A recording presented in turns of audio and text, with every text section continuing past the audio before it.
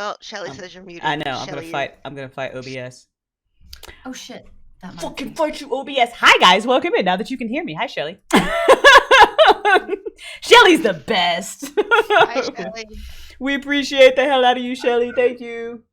I was just saying that we are missing Dusk. We hope everything is kosher with Dusk and that he'll join us at some point, and I'll figure out how to work him in for being late and things.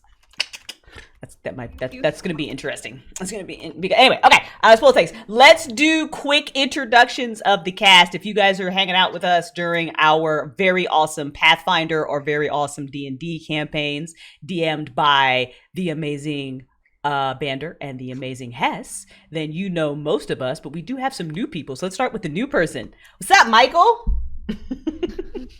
Hello. The only new person. The rando that's just dropping in here. Hello, everybody. That's awesome. And directly below me, we have Hesulan, Harbinger of Doom on Fridays. Mm-hmm. We can't wait to see what happens on Friday. On Friday, we're supposed to just go and like smack up some raiders, but Hess keeps making me think that we're all gonna fucking die on Friday, so I don't even fucking know. On Friday, we were corpses. Although today, I'm a receiver of Doom along with the rest. It'll be fine. It'll be fine. You guys it's gonna be totally fine. Next to me, it's gonna be okay. Charlie's RP with me way too much. On the other side of me is the amazing Luckiest Pixel. Hey. Oh my god. That's all I got. Hey. And then next to her is the super awesome Bun, owner of Buns, bitches. Best bakery in town. That reminds me. Yep. Bitches better be here later. Yep. We need all the bitches. And eventually we'll have chat commands, but didn't nobody have time to do that this week. So we're getting there, all right, you guys? We're getting there. We do need to give a big shout out to Contra for all the amazing artwork that she is working on. That fancy logo that you see down in the corner of this overlay was done by Contra. The overlay itself was created by Contra. The background image was actually created by Contra. So fucking shout out to Contra. Really quick, let me fuck up the cameras when I open up this folder. But I also I want to go ahead and give a shout out. First, I need to give a shout out to Foxy Mom for providing one of the voiceovers that you guys will hear during this campaign. I would also like to give a shout out to Jay Sandlin, who is also an author. You should go check out his book, Space Police Files, on Amazon. It's a sci-fi book. It's amazing and hilarious and fucking dark, so go check it out. He is also he provided a voice for one of the characters tonight, and so did Sonara Tregarth. If you hang out with me on Crystal's Imagination, you'll know that I interviewed Sonara once. She gave us amazing information on like sacred prostitution, and she is just an amazing wealth of knowledge. And she is also an author. She's written too many fucking books. I'm super jelly of her. Primarily a romance author. You can find her on her website, which I believe is just sonara.com. So please go and check them out. They did me a huge solid by providing me with some voiceovers for today's episode. So shout out to them. So I can pull her site up. Tregarth. I can actually send you a link to the site really quick. I was just going to post it in chat because Cool. I posted Jane's Twitter and I posted Contra's Twitter. Awesome. Why doesn't Hess have a sword? I don't know. Did Hess type? Hess needs to talk. Now I can give Hess a sword. Yeah. He's in there. Let me give him. Hess now has a sword. You said sonara.com? Yep. I found it. Yep. CY? Yep. Okay.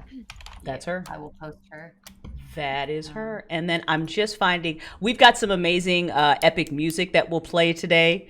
It is copyright free, so we can use it, but I want to give a shout out to the channel. And I had that information, and then I lost it like a really good HDM. Hang on. I swore I took a fucking screenshot, but apparently that screenshot has walked off my fucking computer. There we go. I know them feels. Like I literally Epic Journey on YouTube, guys. Go and give them a follow, give them a subscribe. If you need videos for your projects, go and check them out. They've got some dope ass fucking music, and I'll put this down in chat as well. And we will be using some of that music today. I believe you were listening to some of that music on the start screen as well. So shout out to Epic Journey. Thank you so much for creating amazing music that we can all use for free in our videos. You the fucking best. You the motherfucking best. All right. And that stuff we'll put in the panels at a later date too, just so everybody knows. We are slowly building this up. I can't wait for you guys to see the fucking D&D screen that Contra did. Oh my fucking god, it's so good. It's so good. Oh, I'm so excited for that. Special on Friday. Yeah, for real. I hope it's done on Friday so we can show it. I think all she's got to do is just add our names to the bottom. You know, if she just sends me the fucking PSD, I'll add our names. I'm like, just give it to me. Let me have it. So pretty. Yeah. She's so fucking talented. Dusk is on the way. Oh, is he okay? Yeah, he thought it was at 8. Oh. I was wondering if that might be. He's not reading the Discord at all. I feel like he is not. I can tell you 1000% that Dusk just does not like to read my. It's fine. Whatever, Dusk. Whatever. Wait till when I'm gonna tell him that as soon as he gets in here too. So I'm not gonna start yet. I'm gonna wait for Dusk to come in. And we'll just hang out for a second. Yeah, to be fair, it's not just yours. He doesn't read his own. Okay, that's fair. So, that's fair. yeah. Hey. Hi. There he is. What's up, devil? Hey.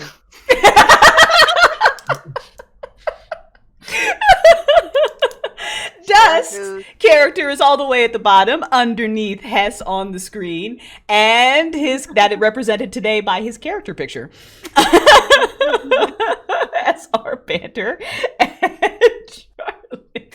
You're fine, Dusk. The important thing that you need to know, Dusk, before we get started, is that John does not have any of his abilities or ciphers. John is just a regular guy.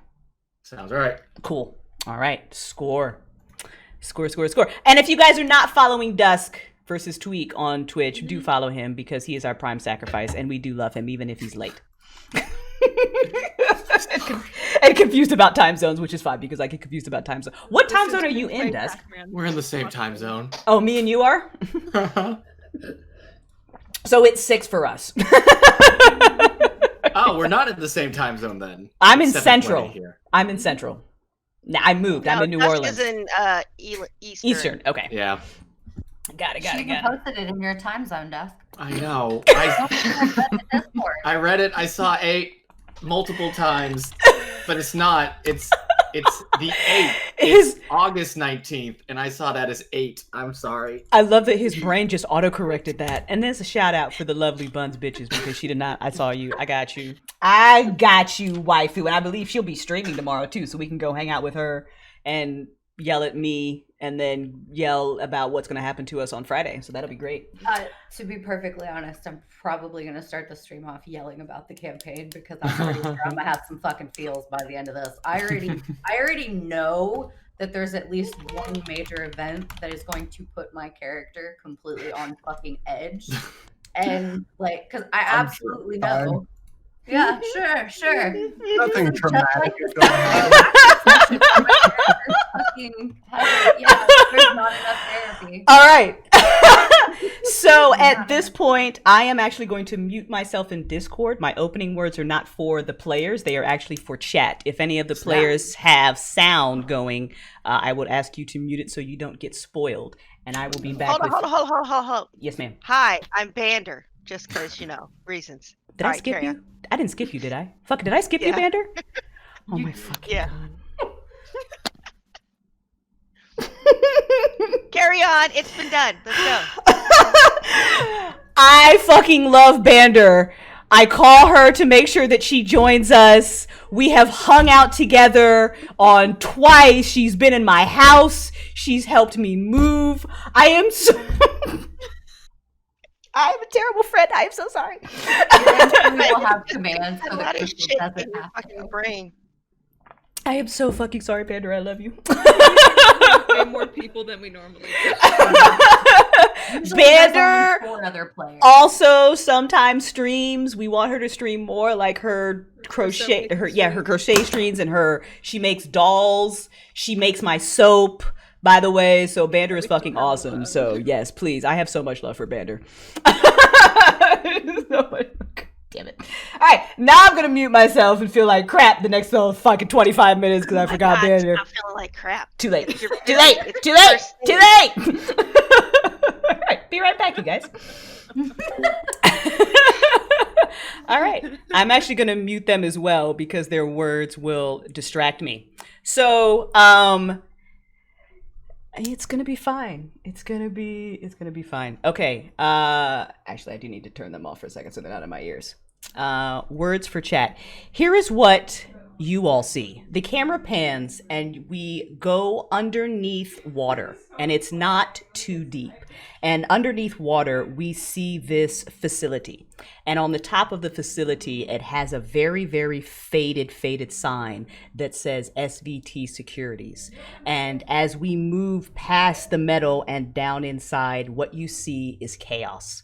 There are bodies on the floor, and there's blood on the floor, and it's everywhere. And you see these magnificent structures that I will describe to you all shortly. But what we do zoom in on is the figure of a woman. And she is built, she is muscular, but she is dying.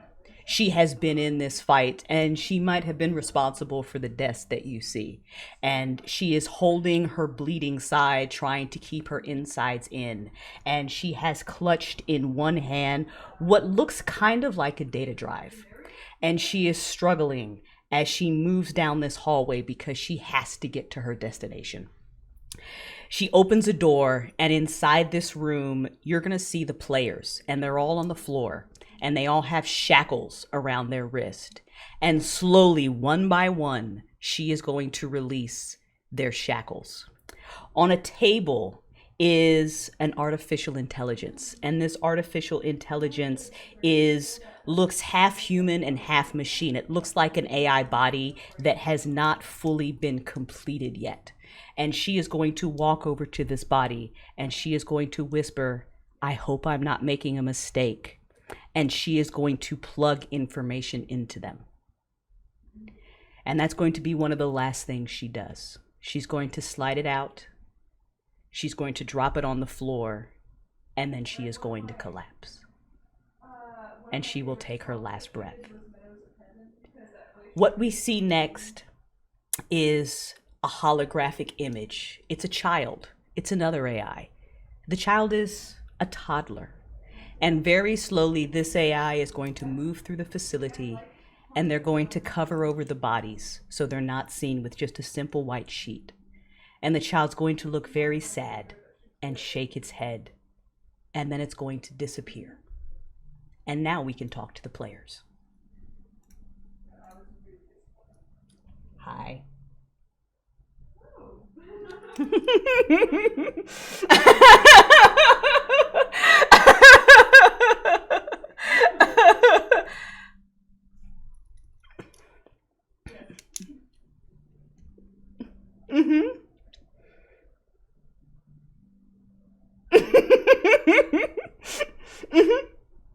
Not at all.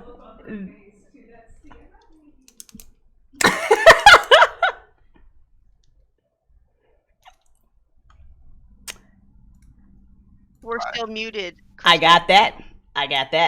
They were literally just yelling at me. It's awesome. I need to get Stream Deck, so I only have to hit like one button, which I have and didn't have any time to set up. Okay, so I get one. I have one. I've got the app now, so I literally just have to set everything up. No, it takes a little bit. Yeah, but I just got a weekend since project. You've got your stream and you made the Collectors RPG one for us, make sure that you set up 2 separate profiles for the app. You can do that. Glorious. Good to know. I will probably be bothering you like, but how the fuck do I do the things? I will be more than happy to help you because it took me a long time to figure it out because you know that tech hates me. Yeah, fair. Yeah. Players. It's pretty easy. It is? Okay, cool. Everybody can hear? Good, okay. Players, you are in darkness. You are unconscious. And I attack the darkness. Not yet, you don't. No, not yet, you don't. And whether or not you hear these words spoken in whatever kind of dream you're in is completely up to you. but you all perhaps, but definitely chat, you kind of hear this omniscient voice begin talking.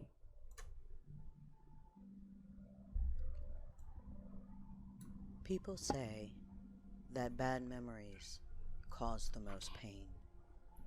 But actually, it's the good ones that drive you insane. I don't hear anything. They called us I hear the it. Forgotten, but I remember. I'm going to pause it. Did everybody hear that? I was hearing No. it. Yeah. I didn't hear it.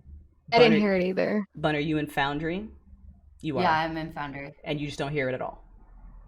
I can like really faintly hear it, but I have to turn my volume up on the desktop all the way to 100 to be able to hear it, and then I like have to not listen to you guys at all. Okay, got you. In Foundry, if you click on the audio icon, I've got them all the way up. you do have them all the way up. Okay, we're gonna make this real Me easy. too. We're gonna make this super easy. I'm gonna send you guys the MP3, and you can just play it. Okay. For everybody Cool. else, you can listen to it in Foundry. I'm sorry. No. It's fine. It's fine. To be fair, I probably should have done some sound tests before, but hindsight is 2020. And it's a good time to tell everybody as well that we are learning the Numenera system, so be kind We're to us. learning Numenera and Ford. Yeah, we're learning Numenera and Foundry, which is amazing, by the way. I love Foundry as a tabletop system, so... Yo, dog, you can't make this any harder. Let's do it all brand new and not know what we're doing. Exactly. That's us. Exactly. us. That is us. That's us. That's how you learn to get thrown into the deep end. Absolutely. Absolutely. All right. You guys can play that. Everybody else could hear, right? It was just Charlie and Bun that couldn't hear it? Yeah. Okay.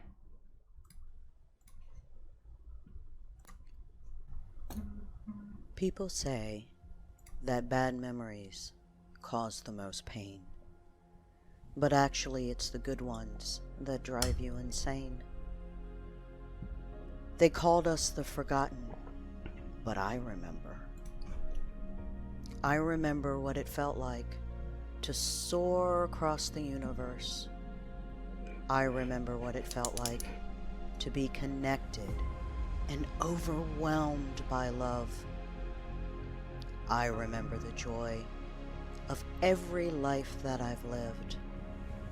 I remember what it felt like to be free. They called us the Forgotten. I didn't believe that. I didn't believe Source, God, whatever you want to call it, had forsaken us. We've done that all on our own. You are not heroes. None of us are. But maybe, just maybe, you'll remember what it's like. Maybe, just maybe, you'll take your power back where the rest have failed. Maybe, just maybe, you'll make them believe again. You'll make them remember. Now, wake up.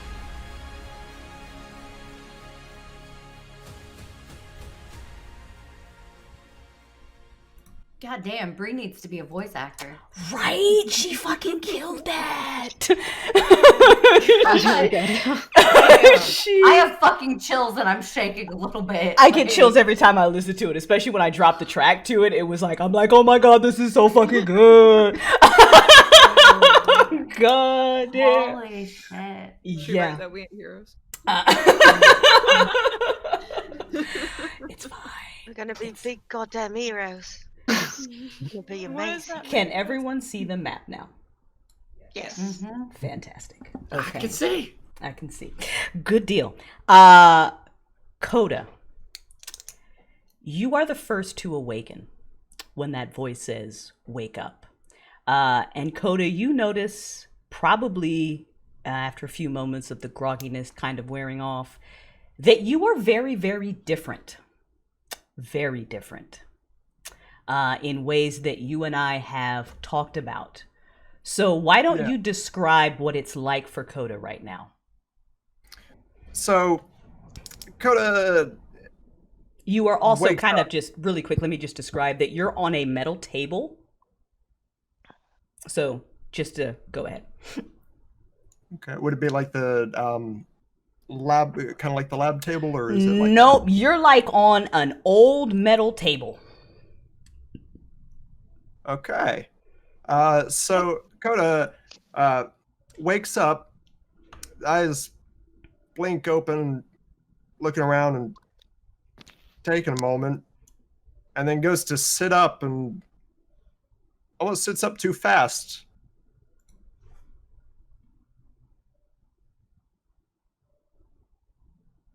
And kind of looks at her hand and tries to remember, are we doing a test?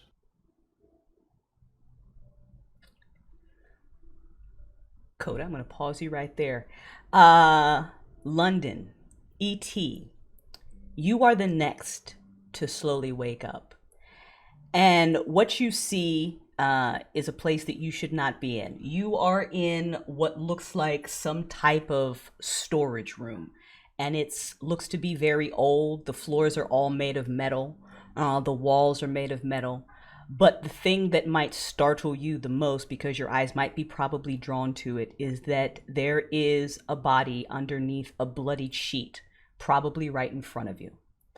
Around your wrists, you and London, are shackles that have been opened. And they're not like cop handcuffs. They're very thick. They're heavy. They don't look really familiar to you. And the way your wrists feel, you feel like you've been wearing them a while. Additionally, when you look down at yourself, you're covered in blood. You've got blood all over you. You don't know if it's yours or someone else's, and you feel like you've been in a fight. Your entire body is just sore, like you've gone 20 rounds with Mike Tyson and you lost. And you see sleeping on the floor next to you a man, another woman who looks erythral, kind of beautiful. And then you also see another man, and they are sleeping or knocked out.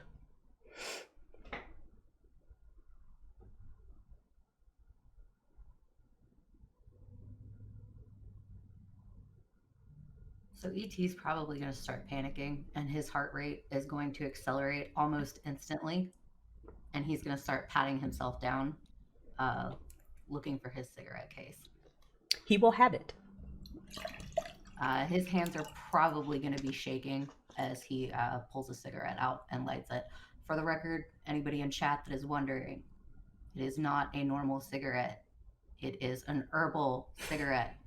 And I use the term herbal loosely. Okay? If you don't understand the reference, you're too young. You don't need to be here. There are certain Cilantro things you cigarettes. can't say on Twitch. So, They are cilantro cigarettes. there we go. So ET's hands Yummy. are probably going to be shaking as he pulls one out and sticks it in his mouth and lights it.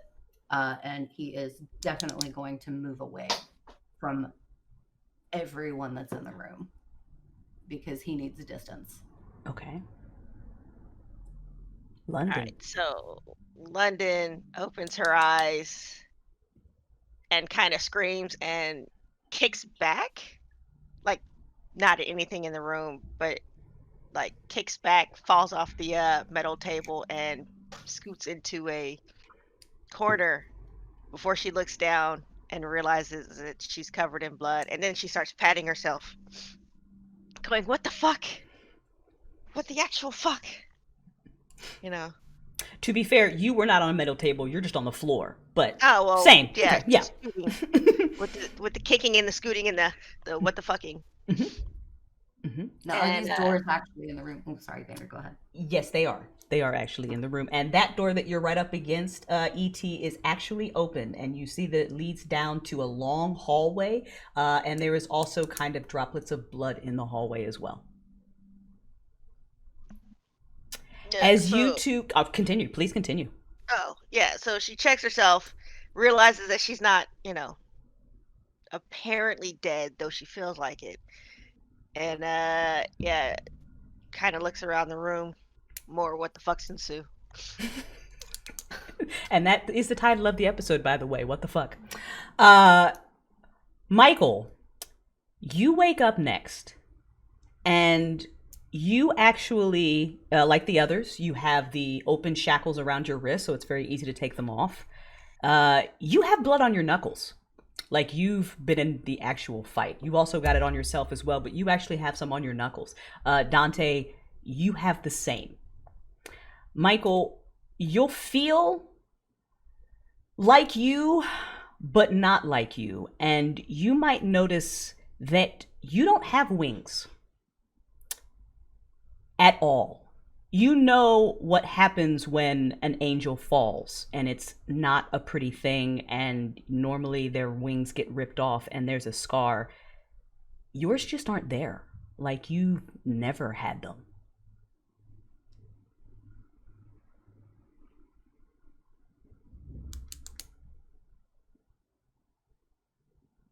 Charlie's cursing me out. No, internally, I wasn't gonna say anything, but no, I'm only kidding. Where are my fucking wings? I was so stoked about having the wings. I know the whole time in all the chat, it's like I get to fly. No. That's It's so bad. okay. I'm so sorry. It's okay. I said bring it on, and you brought it. That is 100% the chicken. Yep. Found the chicken, ladies and gentlemen. I did to you what fucking Bander did to Bun. I felt so bad about it too. I'm like, oh fuck. Never gonna let down Oh, this poor chicken. Mm-mm. Oh, poor Michael. I mean, I got a fairy dragon out of it. At least this time we're all actually alive. I mean, you are. You're totally very alive. I will say, as the others are starting to wake up, if ET can hear them moving around behind him, he is going to go through the open door and just kind of hide. Fair. Okay, quick question. What's Yes. like the lighting in the room right now? You can see really well. It's like that gross kind of overhead lighting that are usually in like old warehouses and stuff. Yeah, it's kind of like that. Like, yeah, you guys can see everything fine. Okay. And what we talked about before with her stuff, that's active now, right? Her Bug. no. Oh, okay. Nope. All right, gotcha. Mhm. So Michael would kind of wake up slowly, but she doesn't jerk awake. Her eyes just kind of slowly open, Mhm. and she looks around the room, kind of taking things in. As she sees that there are other people there, that there are people that are awake, and covered in blood. She feels that she's off. She can't really put her finger on it just yet, what that is, but she still hasn't moved. And she looks down at her body and sees that she has blood on her clothes and that there's blood on her knuckles, like she was in a fight. She puts her hand on the wall to kind of push herself up off the floor. She still doesn't say anything as she kind of looks around at the two men that are on either side of her, and then the others, other than E.T., who she can't see. And she kind of pauses for a moment as if she's taking stock.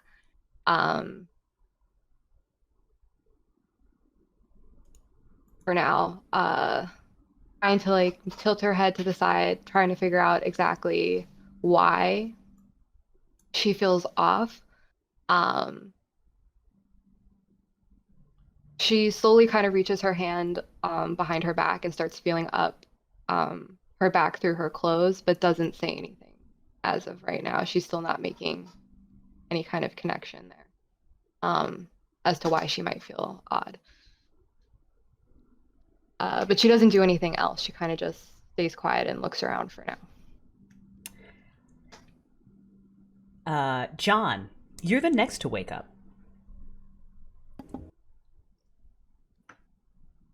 Oh boy, do not feel good. I don't recognize anyone here. So it's one of those. Okay. I guess I pat myself down. Got all my ports are okay, right? Yeah, ports are okay. None have been filled with like Play-Doh or anything. No. That happened once. Got caught in an alley once. You don't think it's gonna be bad, but then it's really bad. You will notice, John, that your ports, they look a little old. They look a little rusty, almost that you probably had like the newest and best installed in you. And it looked like somebody took out your new stuff and put in like used stuff.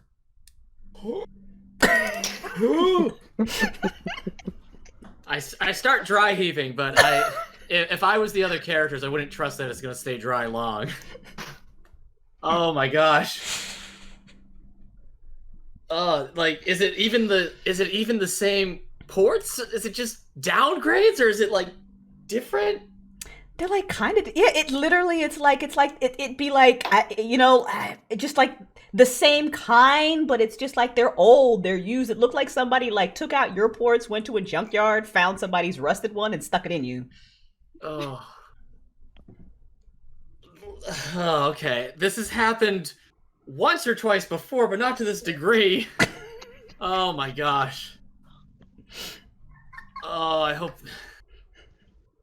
Hey! Which one of you did this?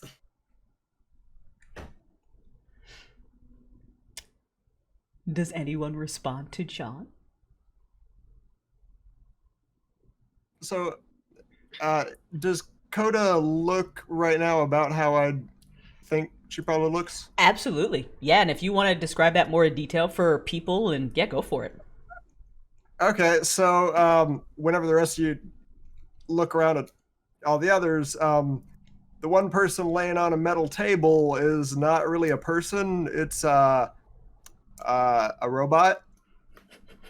Like, face not completely... Like, it looks like there are, like, slots where, like, the face is supposed to look human. Like, it's supposed to be able to look completely human, where, like, some kind of artificial skin goes over it. But it's not currently on. So you're just seeing, like, a straight-up, like, Terminator with its skin ripped off, almost.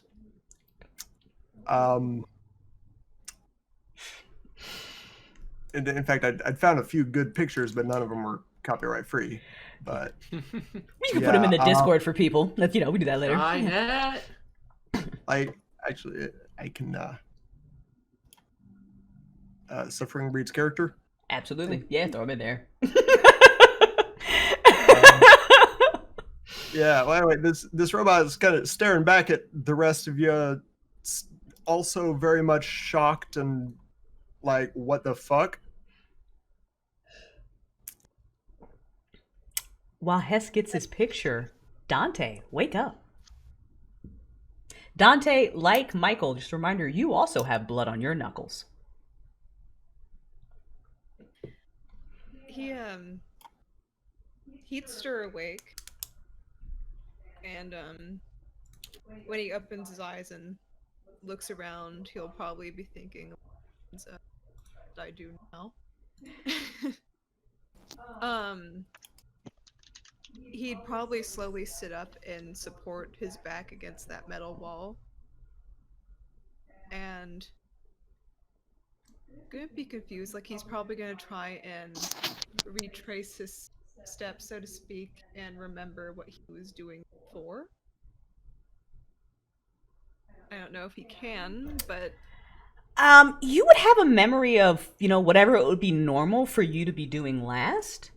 And then there's kind of like blackness after it, where it's almost like the memory kind of like cuts off. So it might be, he might have been in the middle of like making a deal. He might have been going to bed. Whatever that memory is, it's up to you guys.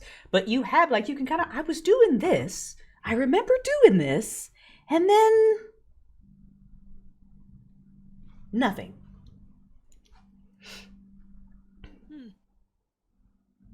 Okay.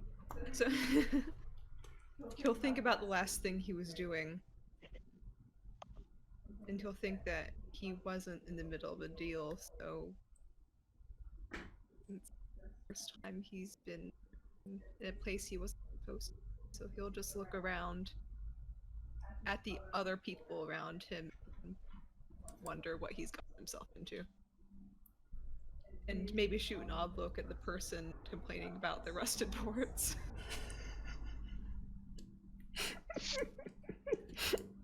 Don't look at me like that. What if somebody? It's worse than. Oh my gosh. So you all, just to kind of, because I gave you the background, but I didn't talk about biomodification is something that happened in the year 2020. So Dusk kind of, or John kind of being a little weird looking, not the strangest thing you've heard. Not at everything else that happened in the year 2020. This guy who's literally got a fucking USB port in his arm, not the weirdest thing you've heard. Don't think I'm the weirdest thing in this room. Hi, robot.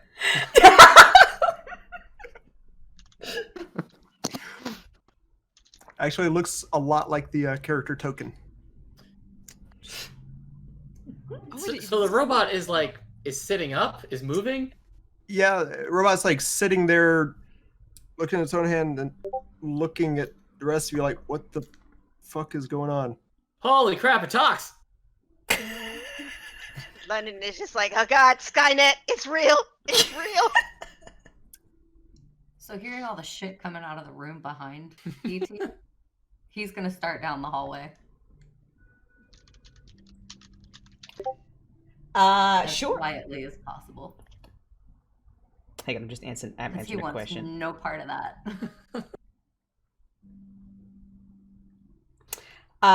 As E.T. is walking down the hallway, the doors on either side are shut closed. You're pretty much following a blood trail. And as you make your way down the hallway, you hear a voice, and it sounds like a child's voice. And it says, "You should wait for the others." And it sounds very friendly. It's not that creepy voice from all the movies. It's not like a creepy child's voice. Like, oh my god, the kids are here, no, fuck that shit. It's a very kind of friendly, kind of like if you walked up to a toddler in a playground and you were like, and E.T., you're the only one that hears it at the moment. It just says, "You should wait for the others." He's gonna start looking around to try and figure out where the voice came from. You're all gonna die here. Feel uncomfortable.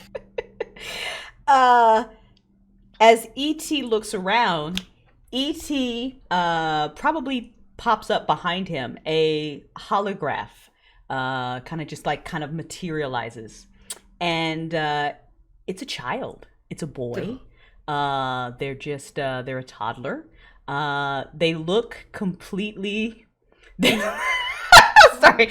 They look very friendly. They're not giving off this vibe of, I'm gonna fucking pull your eyes out and make you go through this horrible. It's not like that. It's a child, and he just kind of just stands there. That's oddly specific, though. Looking at you. He's gonna take at least one step back from it, because E.T. still needs space, whether it's a holograph or not. And E.T.'s gonna ask, "Who programmed you?" Error.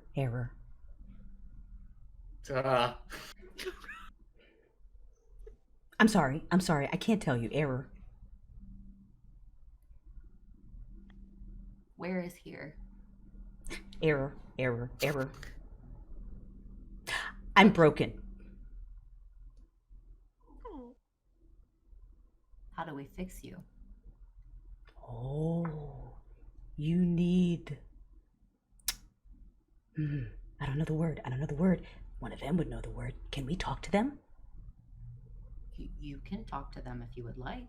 Okay. You should really wait here, though. I'll stay here.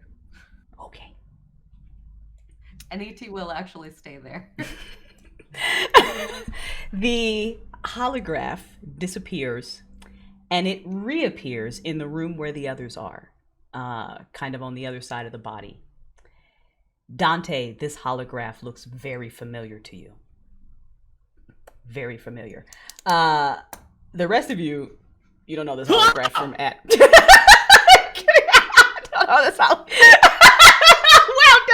You don't know. All you see is the holograph of like a toddler, a little boy standing in front of you that looks very friendly.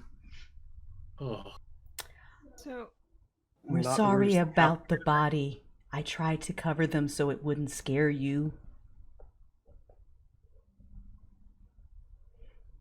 Dante locks eyes with the hologram and stares at it.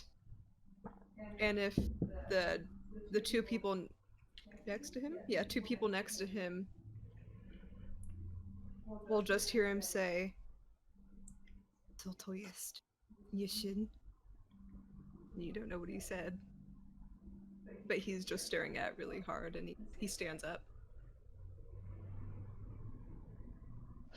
London is just gonna go like, nope, not Skynet. This is hell. This has got to be hell. What the fuck? Okay, so we're in hell. Is it spaceship hell? So would Coda and London have ever seen each other's faces?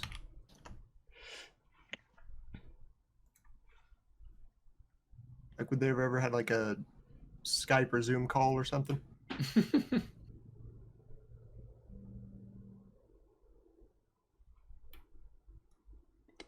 Banter. Oh, What do you think? sorry, brain just kind of went flatline. They probably would have done a couple of Zoom calls and some voice chatting. Yes. Okay, so the robot will look at London and John and say your name, like, London, John.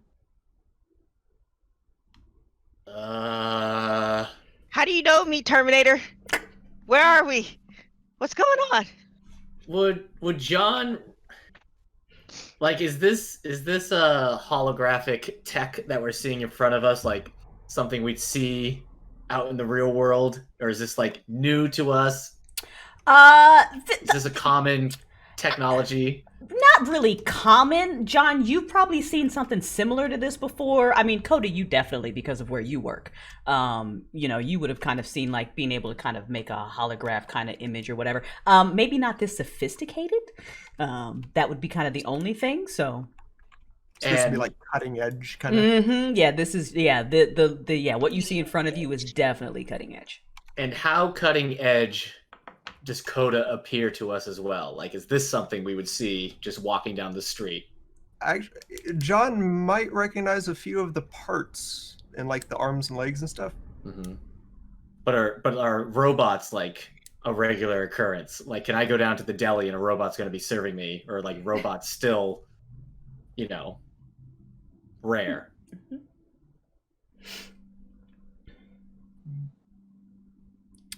As far as, I'm sorry, I was reading the other chat window. As far as like robots go, not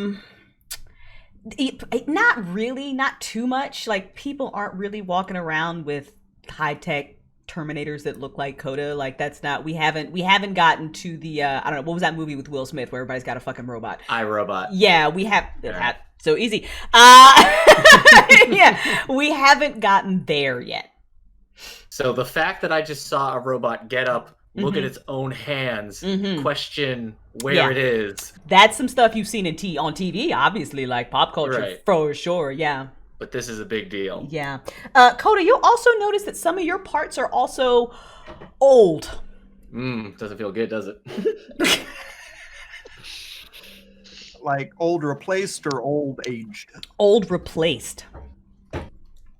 Some of your stuff is what you would expect. And you can, I'll leave that up to you, pictures. Like, some of your stuff is like you'd expect this, like you remember it. Some of the stuff, it looks like somebody didn't have that and gave you something that was comparable. Huh. I don't even know which one to focus on now. The holographic child or the skinless robot. It's just like... They both talked. They both seem creepy. But I guess Coda... I guess the robot said my name. How do you know my name? Who?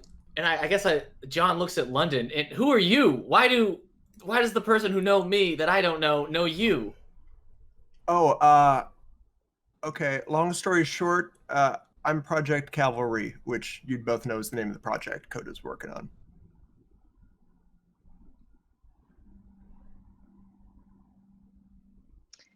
So London just like, wait a minute. Coda? Or Hi. insert name Uh, here. It would be Kara. It was the real name. Yeah. Kara Flynn, I think, was what it said. Yeah, Kara Kara? Flynn. Did Hi. I sell you a bunch of scrap? She kind of looks. Are only like some of the parts replaced, or like Some of like them. complete? Some of them. I'd say you're about 40% new, 60% somebody went bargain shopping. Okay, so she'll kind of point to a few parts, like, here, look, there's that whatever model number motor. Oh, So, yeah. and there's the there's that, and she like points to a few of the parts that it told her.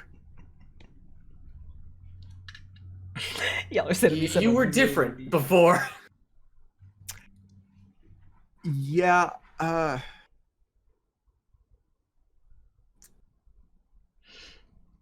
that's a long story. One that I don't quite know yet.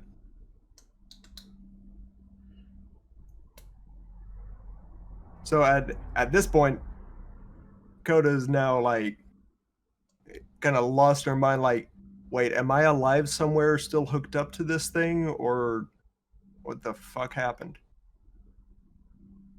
Does anybody know when it is now? Because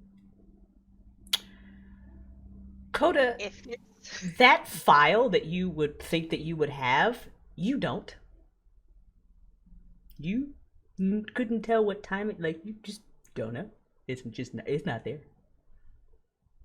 So like, and would any sort of internal chronometer thing be kind of messed up?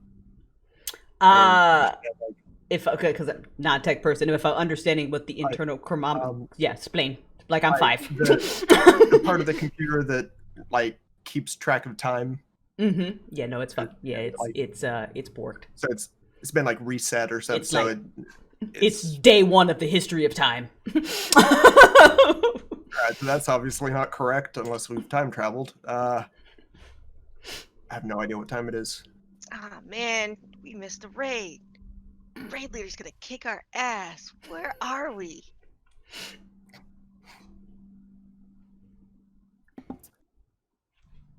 The little boy just kind of waves at you all, and notices the staring, and kind of just shakes his head at Dante. I'm just comfort. I'm not scary. Got you wrong there, little kid. Yeah, that's subjective. Kid, do you have a... Oh boy. Let's go with name. Do you have a name? No, you can give me one. Do you have an identification? Do I have an identification? What's I am the name on the information. box? I am information. You may call me Info or I. Yeah, we're gonna go with info. That's possibly less creepy than I. Okay. Why are we here?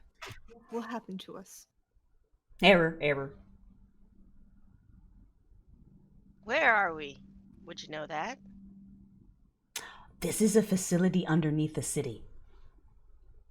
Well, that's a start. What city? I don't know the name. They never told me. Hmm. You can go up, though. Info, what's my name? Your name is John. Okay.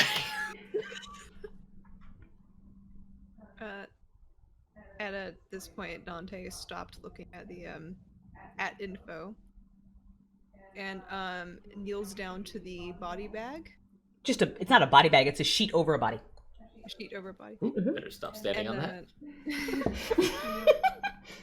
He gingerly kind of like touches the corner of the sheet and like slowly lifts it. Underneath, you see a woman, and she's fairly well built. And she looks like she's been in a fight. She's got kind of cuts kind of all over her body a little bit. Not a little bit, all over her body. And wow, Rex. She's got cuts all over her body. And she doesn't have any type of visible weapons that you see.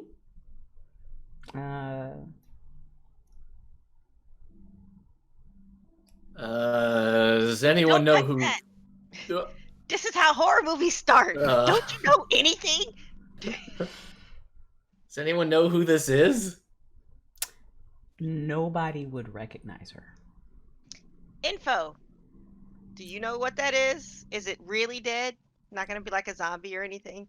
Oh yes, she died. Yes, it was very sad. Info, what's her name? I don't know her name. She didn't tell me. Info, I point at Michael and Dante. What's their name? That is Michael. That is Dante. The one in the corner, pointing at London. That's London. And the I don't robot know behind her me. name. That's Kara. So She you woke know you up, everybody Kara. in this room. She woke you up. You know And- everybody in this room but the body. I just don't know her name. She did not introduce herself to me. When did we introduce did ourselves we? to you? You didn't. Then how do you know our names? Error. Oh, you've gone from creepy to kind of obnoxious here, Info. I'm sorry. I told the nice man in the hallway I'm broken. There was a fight. I got injured.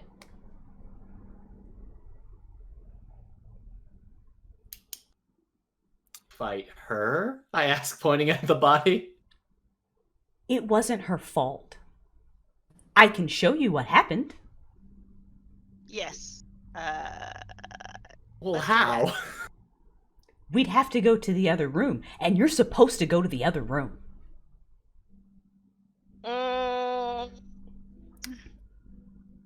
Info. Do you know what happened to the other me? No.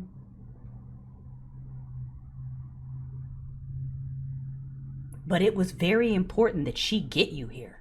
She used that, and he points on the floor, and on the floor, kind of near the dead woman's kind of outstretched hand, you see a device, and it looks like a weird.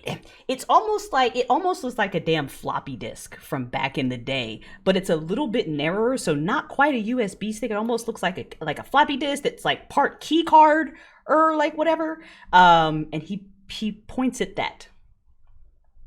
It's tech that you've never seen before.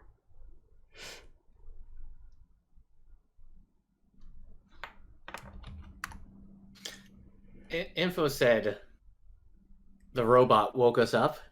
No. She woke Kara up. It was very important. The body? Yes. Before she died. How did she die? I can show you. We have to go to the other room, though. You're supposed to go to the other room. Scary hologram kid telling me I need to go to the other room is the exact opposite of what you do in almost all video games. Dante's gonna go ahead and walk forward cautiously, not like, okay, sure, let's go, but cautiously we'll start. You see the same kind of brightly lit hallway that ET is in. The doors on either side are closed. You do see bloodstains. It looks like somebody who was gravely injured walked down this hall. Can we tell if the blood was heading away from this room or to this room? I don't know that much about blood spatter, so I don't really know how to ask your question. Well, I guess is there like does it look like the blood's been dragged? I guess It does not look dragged. Okay, so we can't tell if it's from this body being dragged in here. Nothing looks like this body was dragged in there. There's not those creepy like lines of blood on the floor. There's not that. It looks like it looks like blood splatters, like fell from something. Oh. Okay, hold on. I got you, Crystal. What's Michael doing in all of this? Michael is kind of just taking things in, but as the conversation kind of evolves and she's seeing all these different people, like Coda, who look like a robot, and seeing the child hologram that knows all their names, she's definitely on edge. This is creeping her out, probably just as much as it's creeping out everybody else. But because this is all happening, she actually stops the inspection of her back, so she doesn't actually kind of get any information doing that, and she reaches for her weapon, her sword, assuming she wouldn't have it though. She does not have her sword. Okay, so then she's also kind of alarmed by that. Her brow is kind of furrowed, and her breathing though is still even. She would ask the hologram, said that we're supposed to go into the other room. Told you that we were supposed to go in the other room. She did, and he would point down to the body. Also, to answer your question, Dust, now that I have been educated on blood splatter patterns, it looks like the blood splatter is coming into the room. Okay.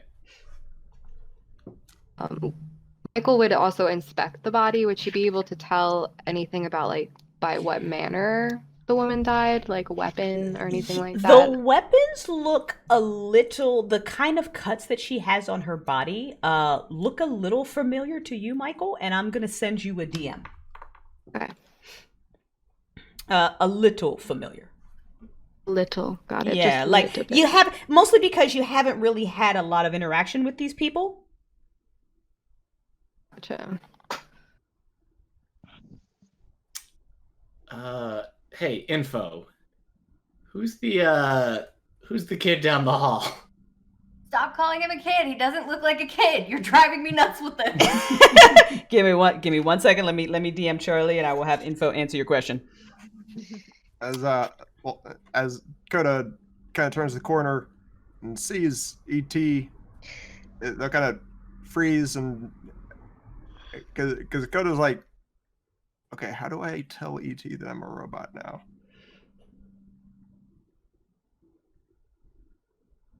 I don't know if ET's like looking at the room, but yeah, ET's staring towards the room, smoking a cigarette against the wall. So he just sees this robot like turn the corner, see him, and like freeze like deer in the headlights. ET's probably gonna take a step back, to be perfectly honest.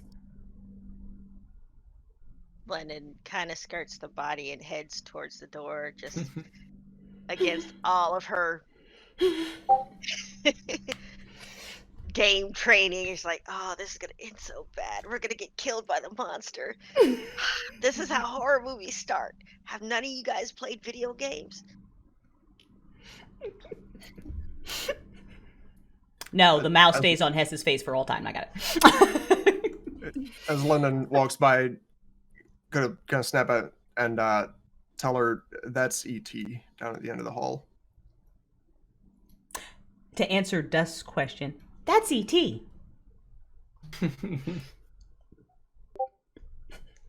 Thanks, info. You're welcome. Whose actual name's Evan, I believe.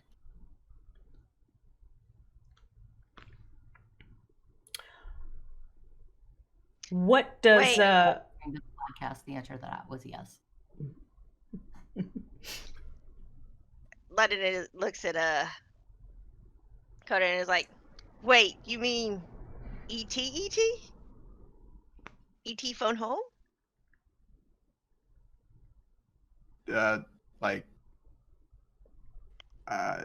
Well, ET is just the username. The username's just ET, right? Like not. ET phoned home is the username. All right, yeah. I forgot about that. I got so used to just calling me ET. I giggled for Yeah. hours about that, just so everybody knows. Yeah, that's Now, anytime anyone says the name of your character, I have the little alien in my brain. Mm-hmm.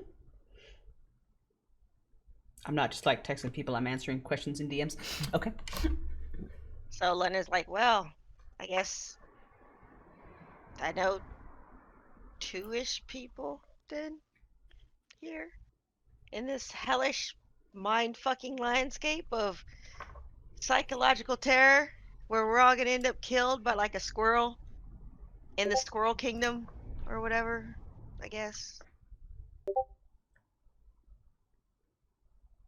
I just wanted to play video games.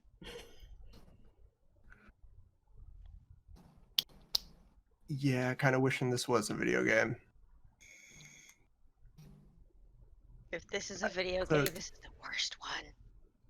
So Coda's gonna try to kind of A racing sim? like.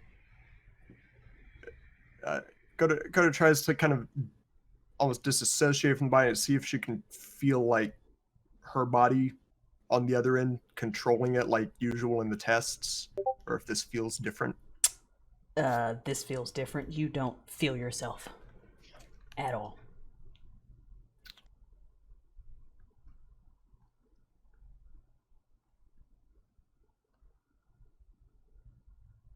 As they're walking,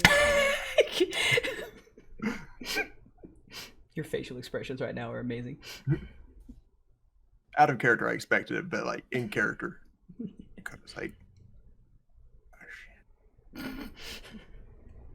Go ahead, Dante. as they're walking, does he recognize the environment he's in, or is this completely foreign? This is completely foreign. Yes. He's just kind of creeping down the hallway. His shoulders are tense, and he's like a hawk. He's like looking at every corner, and he's trying not to stare at anyone else that's there, but he's trying to give like a quick assessing glance and look away and keep walking. You, by the way, players, you guys are all welcome to jump in chat right now if you want to. You can see the map, so you won't be spoiled by anything. So I know that I don't want to take you guys away from the party. Is there anything in the room to the first room to our left? Do I The see anything? the door is closed, Okay. and you try to open it, and it does not open. In fact, you don't even see a doorknob. Info. How do I open this door? I can open it. Would you like to open the door? Yes, please. Okay. And Info just kind of looks like he's thinking really, really hard like kids do. And then the door slides open. And you see 4 beds. That's it? Like, That's if I little- check the beds, do I see anything? You see 4 beds that look like nobody slept in them in a hot minute. They are perfectly made. London is just like, if this is like a horror game, that guy is gonna be why we all die. Info, when was the last time these beds were used? Error. Oh boy.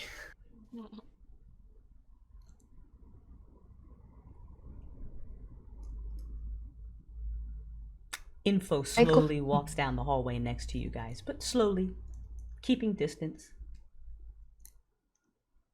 Go ahead, Charlotte. Michael would, as she's kind of inspecting the body and looking over it, she would kind of murmur to herself, Palturo? Question mark, kind of like really confused by what she was seeing. And then she would pause and just kind of more to herself, be like, who are you? To this dead body.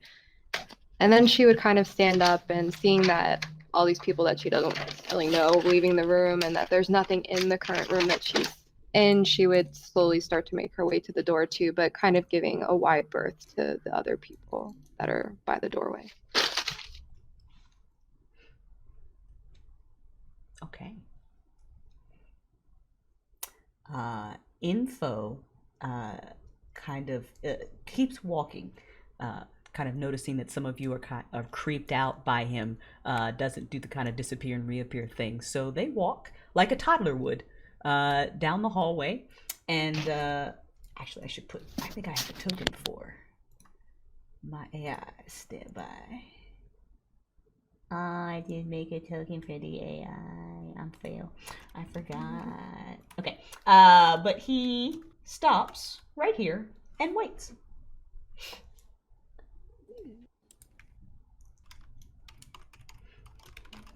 Dante will going, giving ET that same obsessive glance. Mock it on. ET's gonna like press as close to the wall as he can when either of them walk by him. Hey, Info, can you open this door? Yeah, hang on. Thinks really, really hard. Door slides open. There are 3 beds in that room. Check the beds. Same as the other room, except there are 3 in this one. Info, you probably can't tell me who slept in this the last time? Error. Yeah. I'm broken. Yeah. I've got rust ports. Don't,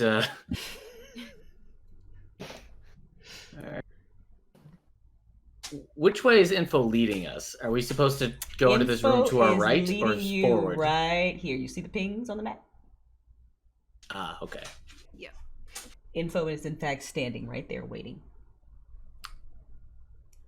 Info, can you open this door? No, that one's locked.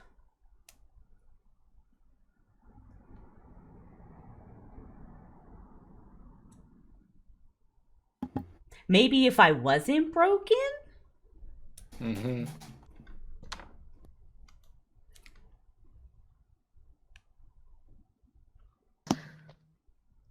Michael would kind of be lost in thought a little bit as she's walking up to the door, looking down at her knuckles and trying to remember what fight she clearly had been in. But as she gets closer to the door and sees London and Coda, she'll kind of come back to herself and kind of give them both a head nod and be like, hey. Hearing Info mention that he's broken again and realizing that everybody is calling him Info, ET's gonna say, Info, which one of them knows the word for what you need to be fixed? The word for what I need to be fixed. They gotta go in the room first. They don't know it yet. ET's gonna pull out another cigarette.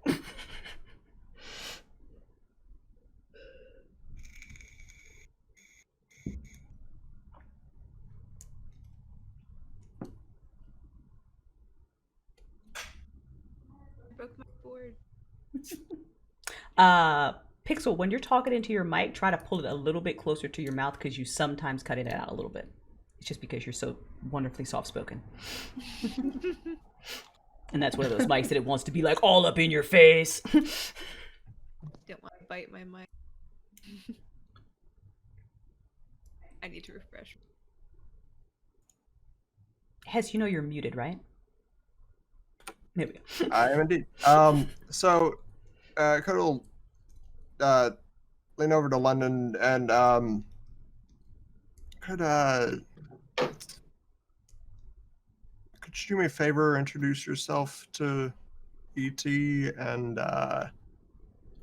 let him know that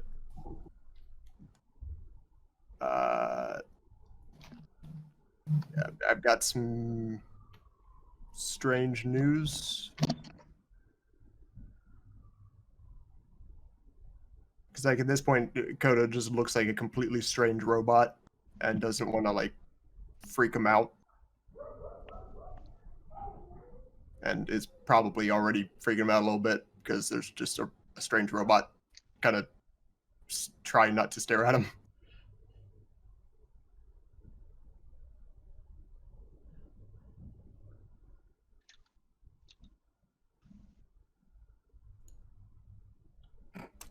and of course she was AFK.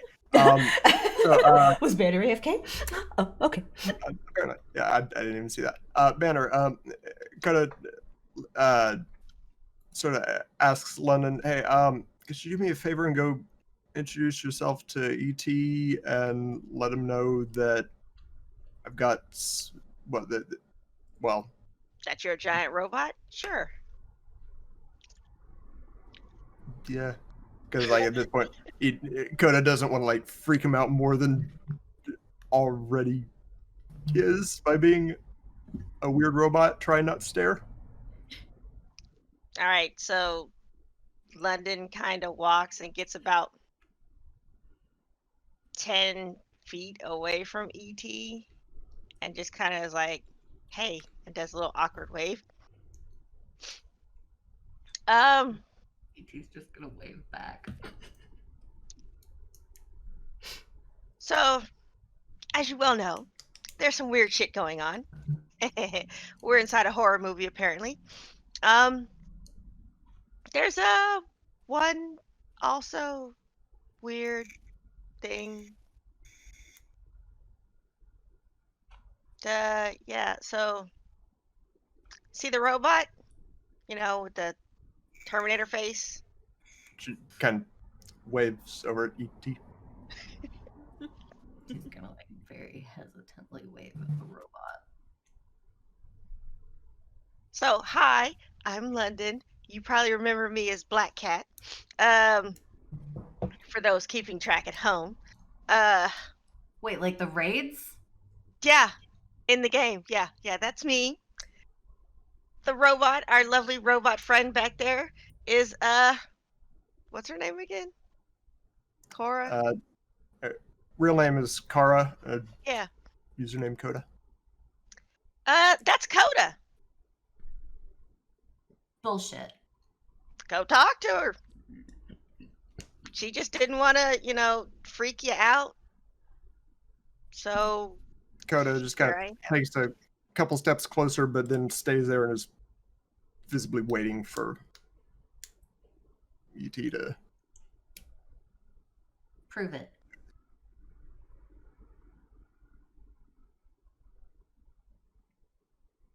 Coda, how can you prove that you're you?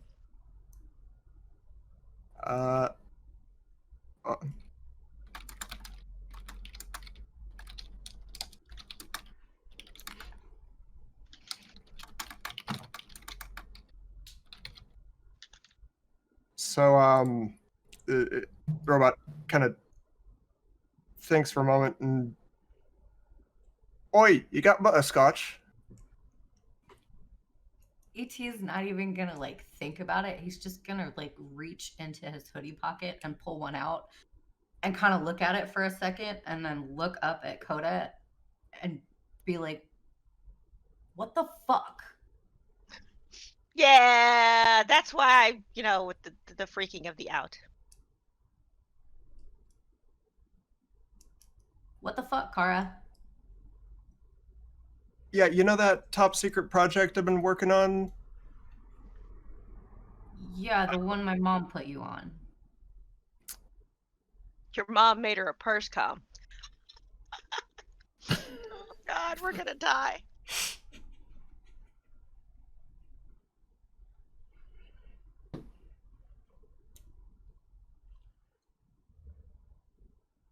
ET's gonna reach in his pocket and pull out his vape because the cigarettes are not that strong at this point.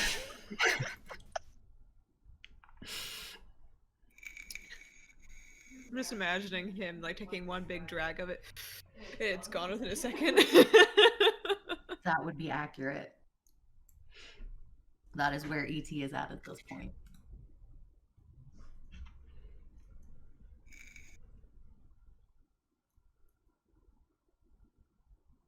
How did we get here? And what happened to you?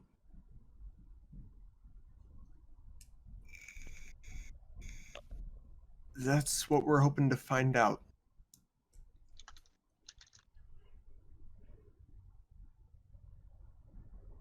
You in London work for the company. Why am I here?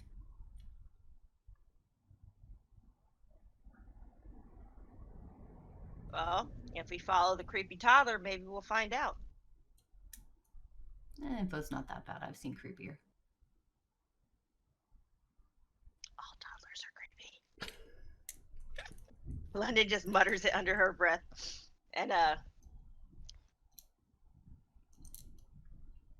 just kind of, come on, Coda. If anybody's gonna live through this, it'll probably be you. That makes ET real uncomfortable. Yeah. Probably kind of hear Coda mutter something. You wouldn't hear what, but she's saying, I'm not so sure I did live through this.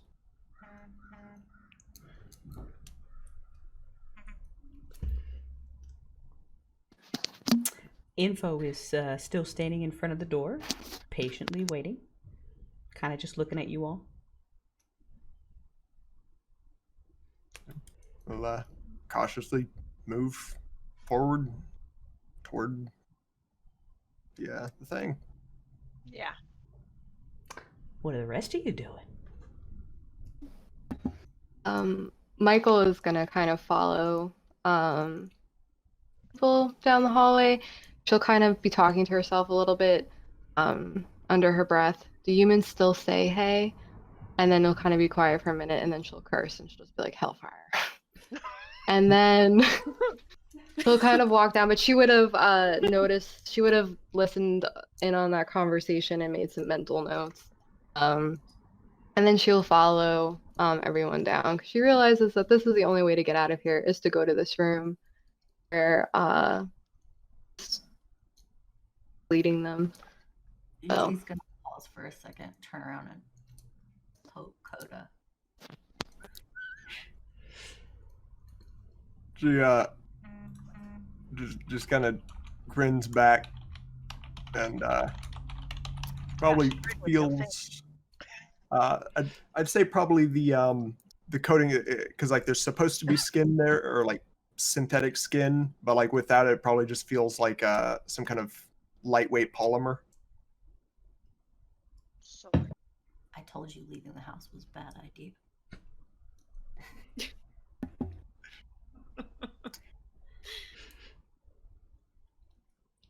And ET London just kind of snorts. ET will continue down the hallway. Dante, John, what are you guys doing? I was eavesdropping for a little of their conversation, but once it started to seem like it was mostly personal and not informal, informational, I went up to the door. Now I'm just waiting for Info to open the door, assuming he wants the whole group up here. London is generally just like, all right. So apparently those guys are going to be our tanks. So if the punches start flying, we just hide. ET is gonna smirk and say, I'm okay with that. I always play DPS anyway. Michael's just gonna kind of roll her eyes at that and sigh loudly. And then her eyes are kind of gonna follow, like, look at all the blood that's still on the floor, and kind of just make a note of that. We already talked about that, so she'll just kind of look at that and continue on, and maybe go in front of London at this point, since she mentioned coming back. Dante, what are you doing?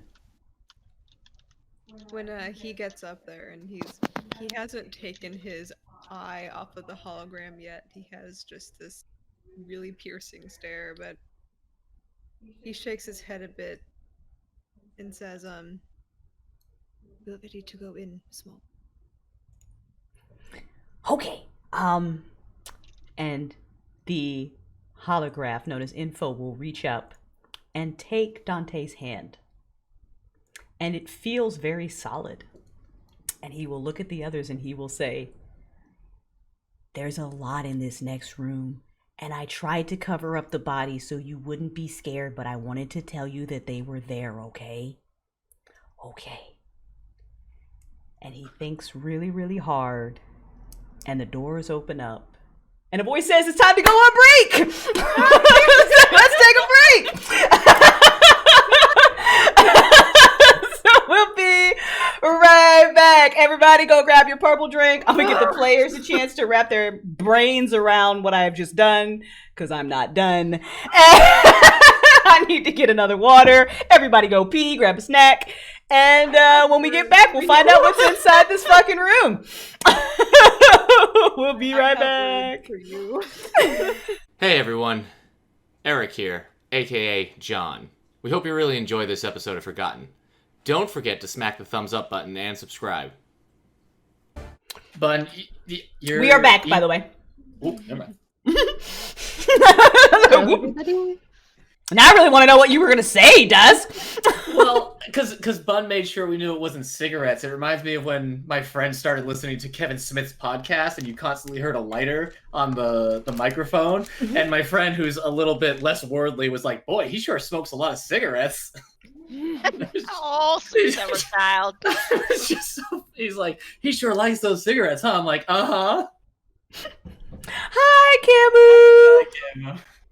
All right, so here we go. Everybody's back. You guys have a good break. How you feeling? Good. Terrified. Great. Yeah, I was doing Amazing. better until Bander suggested Event Horizon. This is not. I'm super excited. This is amazing. Gotta... He's definitely speaking for himself right now. I'm glad you guys are having fun. All right, so you guys are all standing in the hallway. Info, squeezing his little eyes shut like toddlers do. And the doorways open. Both of the doorways, I'm pointing at the map like you can fucking see me. You probably can. You can, we're on camera. Both of these doorways right here will open, leading you into the next room. And in this room, it's going to be kind of difficult to determine where your eyes are drawn for first because there's a lot. In the center of the room are 6 very large structures. They are octahedrons. They are glowing a very faint blue. And what I mean by octahedron, I mean that there's a pyramid on this side, and then there's a pyramid on the bottom. And they're floating in the air. They're not floating very high off the air. They're like maybe like an inch off the ground or whatever. Like a D8? Like a D8. There you go. Like literally like Hess is holding up. Literally like that, but they're split apart. And there is what looks like a dull frosted slab of crystal in the center of them, and there's 6 of them all around the room. Also in this room is a whole bunch of tech. It looks like standard computers almost, but when like all the tech, all the geeks when you look in the glass where you're supposed to see like CPU and wires, you see weird shit. There are like fucking crystals in there attached to the wires, and all this kind of like strange circuitry and really advanced tech going on. There are keyboards on the desk. There are desks circling around the room as well, but there doesn't appear to be any mouses, and there doesn't appear to be any monitors. Aside from all of that, this room is a fucking mess. It looks like some shit went down in here that you missed.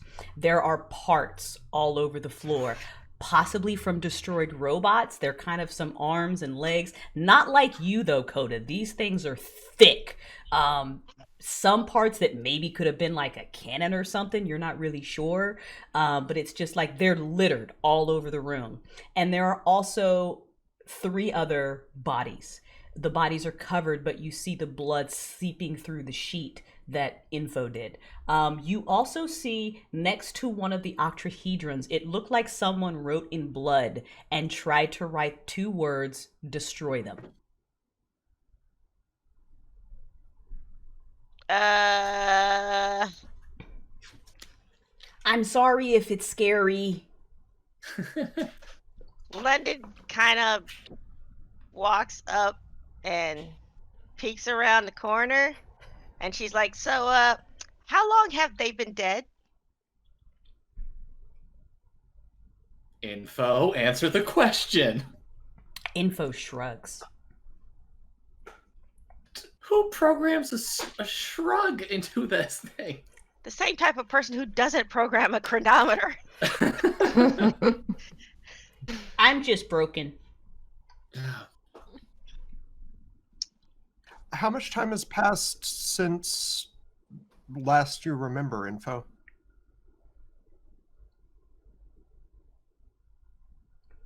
He shrugs again. I don't really know. Maybe not that long. I don't know.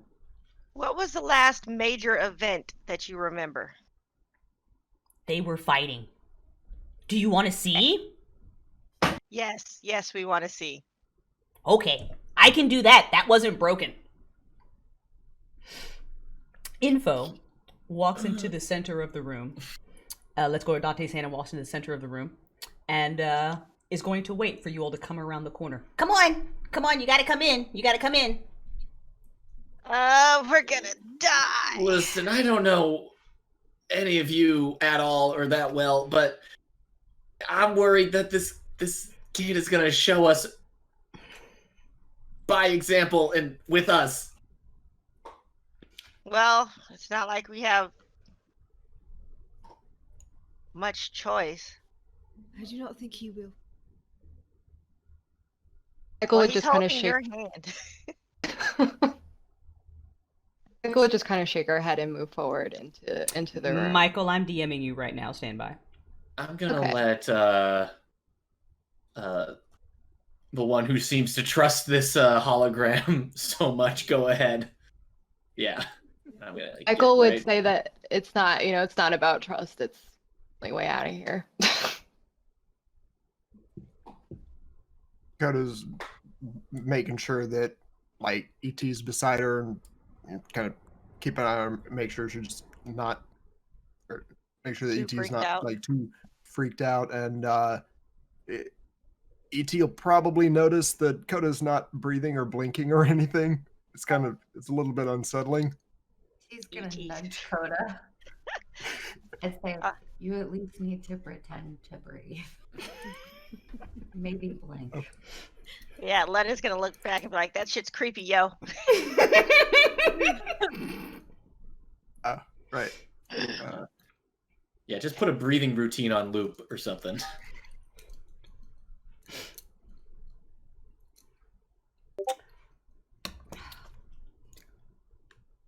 Michael would kind of look at Dante and see that the hollow child has been kind of holding his hand the whole time, and gonna kind of look at Dante and like arch an eyebrow at him.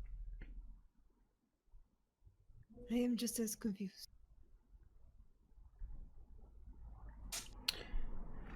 So once everybody kind of files into the room here, if they do they?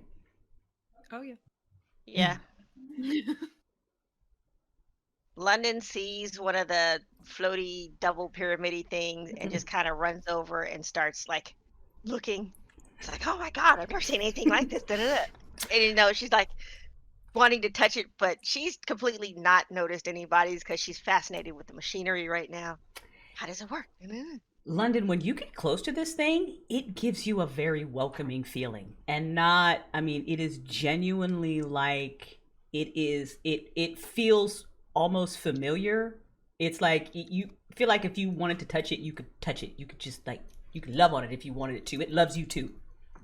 Totally like touches it and runs her hands over the surface and is like, "Does it open? How's it floating?" It is It's open. amazing. So the two Code. sides of this pyramid are open, and there is a space in the middle. And when you touch this thing, it kind of glows a little bit brighter, and it just feels warm. It feels like the person you love most in the world just gave you a fucking hug. That's what it feels like when you touch this thing. Oh my god, she's trying not to cry. Like she's got that nose burning sensation when you kind of feel the tears coming. Mm-hmm. But she's like, "No, suck those tears back into my brain." Kind of doing a thing. She's trying to focus on trying to figure out like where the monitor is or whatever on this thing. Yeah, because she wants to. There look at the doesn't code. appear to be, but I had a thought and it just flew right out of my brain. It's gone now. I'll remember it later. Okay, but anyway, it wasn't that important. I was just going to describe something else, and it was like, nope, it just jumped right the fuck out. So, so you guys get inside the room, and Info kind of squeezes his eyes shut really, really hard. And you see on the walls around you some holographic monitors appear. And on the monitors, you see this room, but it's clearly not the current room. It's like before. And inside this room, you guys see 6 really big robots. And they look thick. They look stacked. They've got, they look like they have like 2 like kind of shoulder cannons on each shoulder, and you're not even quite sure what they do. But these look like some badass robots that you would definitely find in Terminator. Like, these are the robots that are sent to wipe out humanity type robots. Like, they're fucking stacked. And they're all standing in the room. And then an alarm goes off really loud, and it's loud for you guys. Woo, woo, woo. And as the alarm goes off, 4 figures rush into the room, and you recognize one of them. Whoever looked at the dead body would recognize one of them is the woman. And from their arms, their forearms are glowing, and all different kinds of weapons emerge. Some of them have like crazy knives. Some of them are firing like fucking energy blasts. And these 4 are like fucking ninjas. They are badass. They clear through, and you watch these war droids, they like fucking are firing shit from their cannons. They're like swinging. And these 4, like it's nothing. They cut them all down. And you're looking at the wreckage in the room. It's just done. And then the video kind of scrambles a little bit. And if I need to send this MP3 again, let me know to Charlie and Bun. But now the woman and another figure have a conversation. And this is what you hear. So I'm going to start it and then tell me if Charlie, Bun, if you guys hear it. I'll destroy these. You deal with them. Did you hear that? I did. Bun? Yeah, you hear it? Okay. I'll destroy these. You deal with them. Wait, that's not the plan. We free them first. What? Are you crazy? We need to give them a chance. You saw who they are. They had a chance. They don't get do-overs. Handle it or I will. When did you forget who we are? We are Guardians! And we don't know they're not. That means we wake them up and find out. I won't take that risk. I refuse to take that risk. Kalturo, with me! Kalturo, stand down. Don't make me fight you. Please. If you side with them, you join them. May the goddess forgive me. You will not harm them. And after that, the video stops. And Info says, I didn't want to watch anymore. Was there more? She fought them.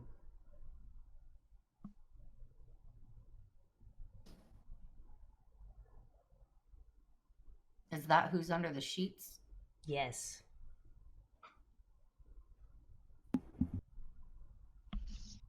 What's a guardian? I don't know.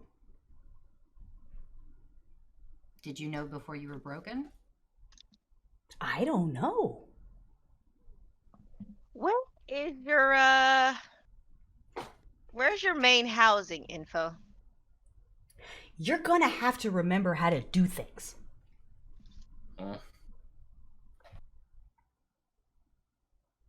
Michael would gesture to these pyramids that are floating and say that these are holotons.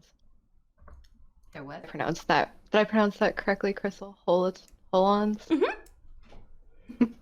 I'm so bad with anything. No, you're good. Michael would get their holons, and then she would say that they help humans remember. How did That's we what forget? Info is talking about. That. There are 6 of them. 6 of us. Yeah, London hasn't taken her hand off of the one she's standing near. She just kind of standing there with her hand on it and is just like, well, that is at least she won, and we're not dead. But she's dead. There's only 3 bodies. Wasn't she the body that was in the room where we started? Yeah, so there's 4. So where are all the other droids? I mean, those pretty thick droids. I'm just saying. There are a bunch of scattered parts all over the ground that, I mean, it could have been the droids. You saw the fight. They exploded. They got fucked up. All the parts all over the room. Maybe? Does Probably? the quantity of parts look like it about matches the bulk? Mm-hmm. So it's not the right volume worth of... Yeah.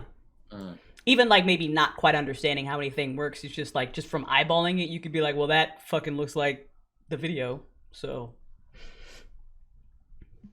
E.T.'s gonna turn to Michael and say, remember what?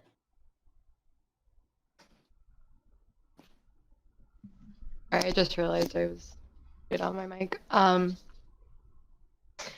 Michael would look over at E.T. and pause for a second and then say, your past lives.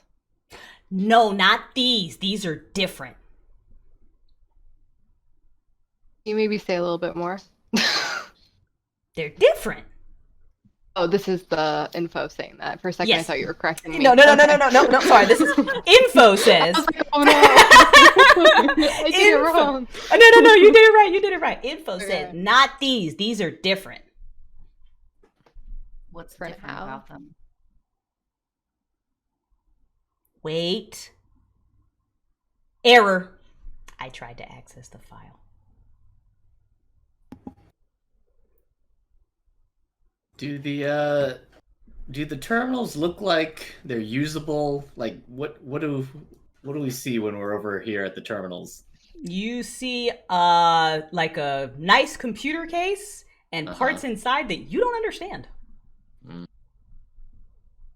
Like you are like this is like your area, Dusk or John. I know. And you don't know what the like you don't like nothing in this computer makes sense to you, right? You no idea.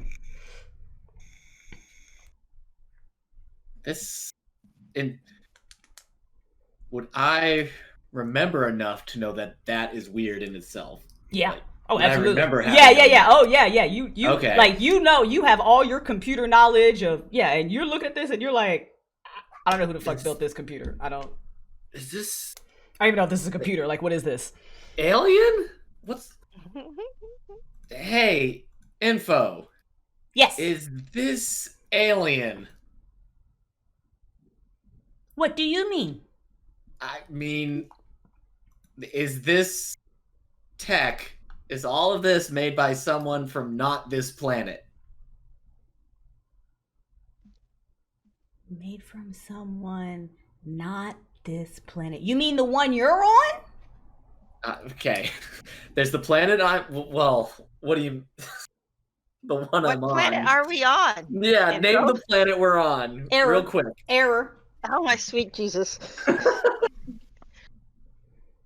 So in order to fix you, we have to use these things. You might be... Yes. You might be able to. Yes. And if we How do we fix you... initialize them? You just gotta get in. London You takes just her hand climb off right and she's on like, top. "Excuse me?" You just climb right on top. Look like this. And I'm sorry, gonna show you. And he'll disappear. And he'll reappear in between the two. And he just lays down, kicking his little feet. Like this. You're a creepy little hologram. And then he still need to disappears reiterate and reappears next to Dante. E.T.'s gonna turn to Coda and be like, I'm trusting you. That's all he's gonna say. Dante's been listening, and he kind of wants to touch the pod things, but kind of doesn't at the same time. But he looks at info and says, "Why do you look the way you do?" How else am I supposed to look?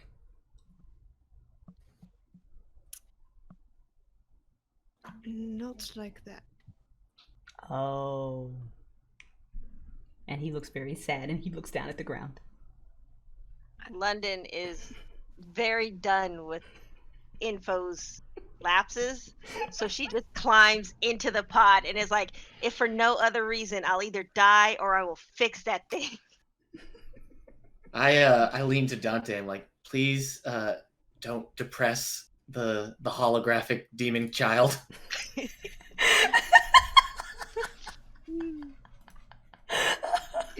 You just see him hesitate a little bit, and he just pats the top of his head. While the rest of you are kind of standing there contemplating things, London, you get in between the two, and again, now it's like a full body hug from the person that you loved, and not in a creepy way, in like you just needed a fucking hug and now you've gotten one. So all that being freaked out by the AI, being freaked out by your situation where you are, that kind of just fades away, and you feel like you have come home. And that in itself is probably a little weird, but it just feels just really warm and welcoming. It just really does. And London closes her eyes, and as she's laying there, tears just kind of seep out of the corner of her eyes as she's laying there being virtual hugged.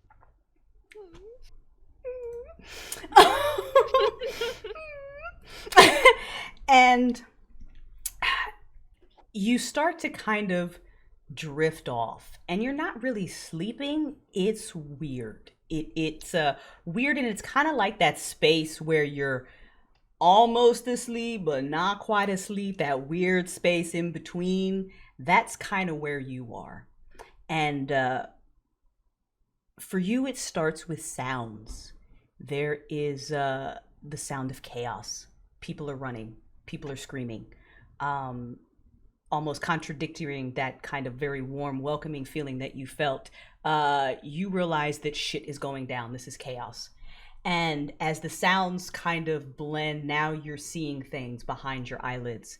And what you're seeing is that you're in a cave. And it's weird because you see sunlight, but there's a cave ceiling, so you're not quite sure how you're seeing sunlight, and you can't really discern what you're seeing, and there's a bunch of people around you. You don't really recognize any of them. It's just like a whole bunch of people in chaos, and all you know is that it is super important that you get to where you're going. And this cave is beautiful. It's not like any cave you've ever seen before in pictures or anything. It is like, if you believed in like fairies and druids, it looks like a magical fairy druid wonderland type fucking cave. Like, this place is fucking gorgeous. But there are all these fucking basic humans in here, and they're running and they're screaming and they're trying to get away from something. And you just know that you're out of time and you have to get where you're going right now. And then the image kind of fades off. And now you see something different.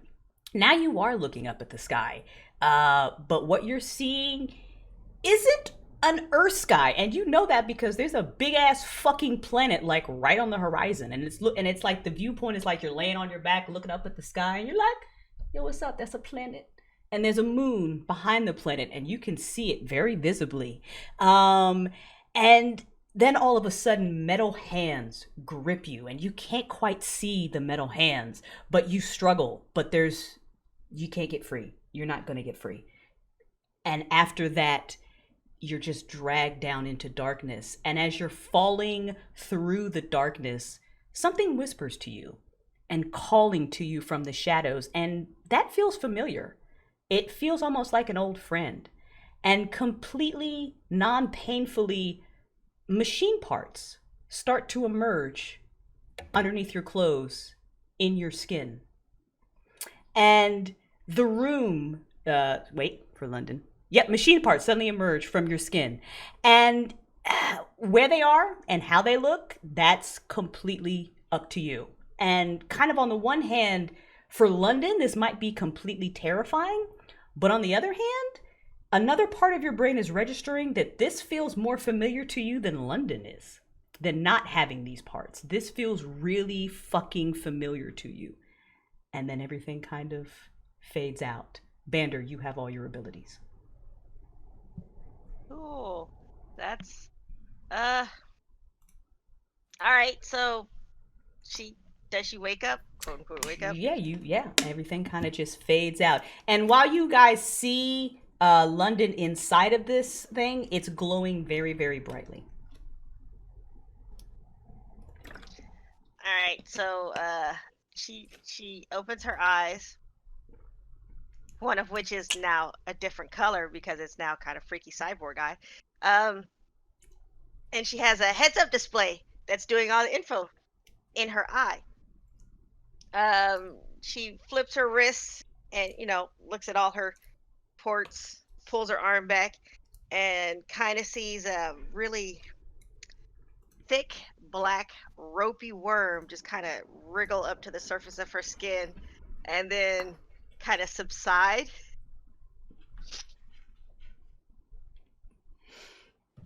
And she's just like, huh, who knew? And so she kind of scoots out and she's like touching her back and her lower back and all these nifty little ports, the back of her neck, that sort of thing. And she's like, well, that was not bad. She just looks at everybody. Why is it so bright in here? As she comes out or wakes up, sits up, whatever, an alarm goes off. And it sounds like the alarm that you guys heard when the two guardians were talking. And info says, oh no, they're coming. The big machines. Yes, they're coming. Look, you guys gotta go. You gotta go. Well, how do we get out? You've got, I don't know, not a lot. Enough to use these? Yes, you go. Use them and go. Will we remember if we go in? Yes. I remember things. They're for you. They're for you and others like you. Talking to London, you're okay? Everything's good? Yeah, I'm fine. You're still alive? I'm still alive. I'm still me. I got some nifty little ports and jacks and stuff. Okay. They won't like that you did this. You weren't supposed to, but you were supposed to. It's not good. You gotta hurry. Dante's gonna go ahead and touch the thingy. Or get in the thingy, whatever it is. Anybody else? Gonna look at Coda.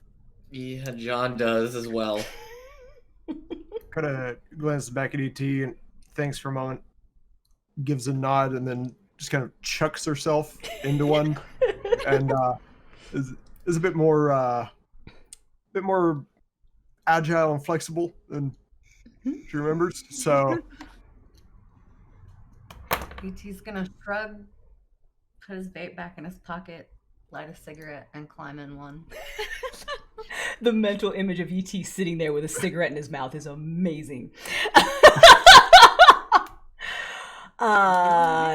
Michael.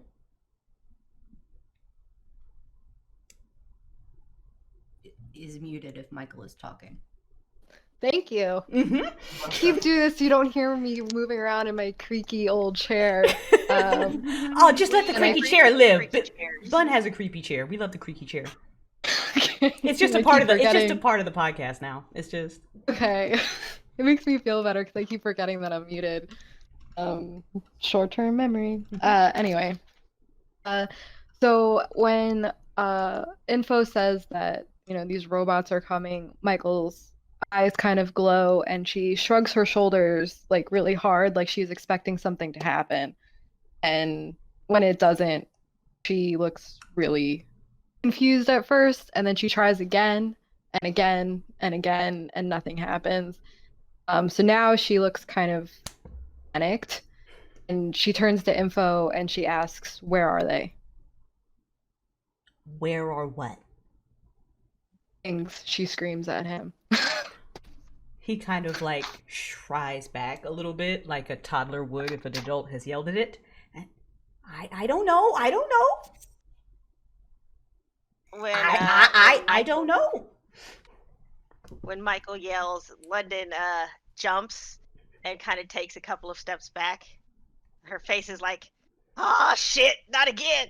And she's just like, Almost like you remember that there was a boat and Michael. No,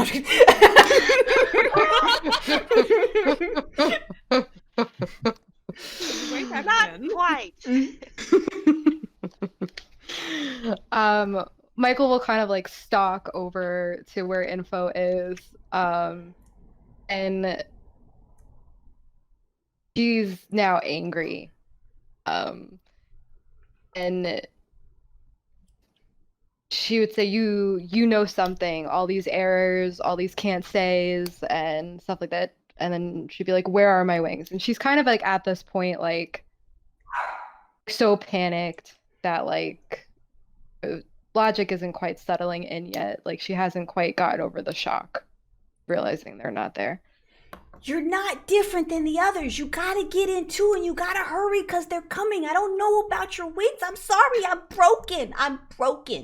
Broken.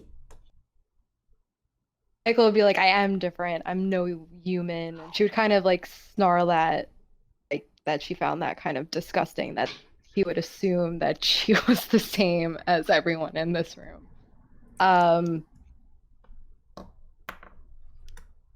But I guess like after a moment, she would kind of stalk off and just take a few deep breaths, realizing that she's not going to get any info from Info.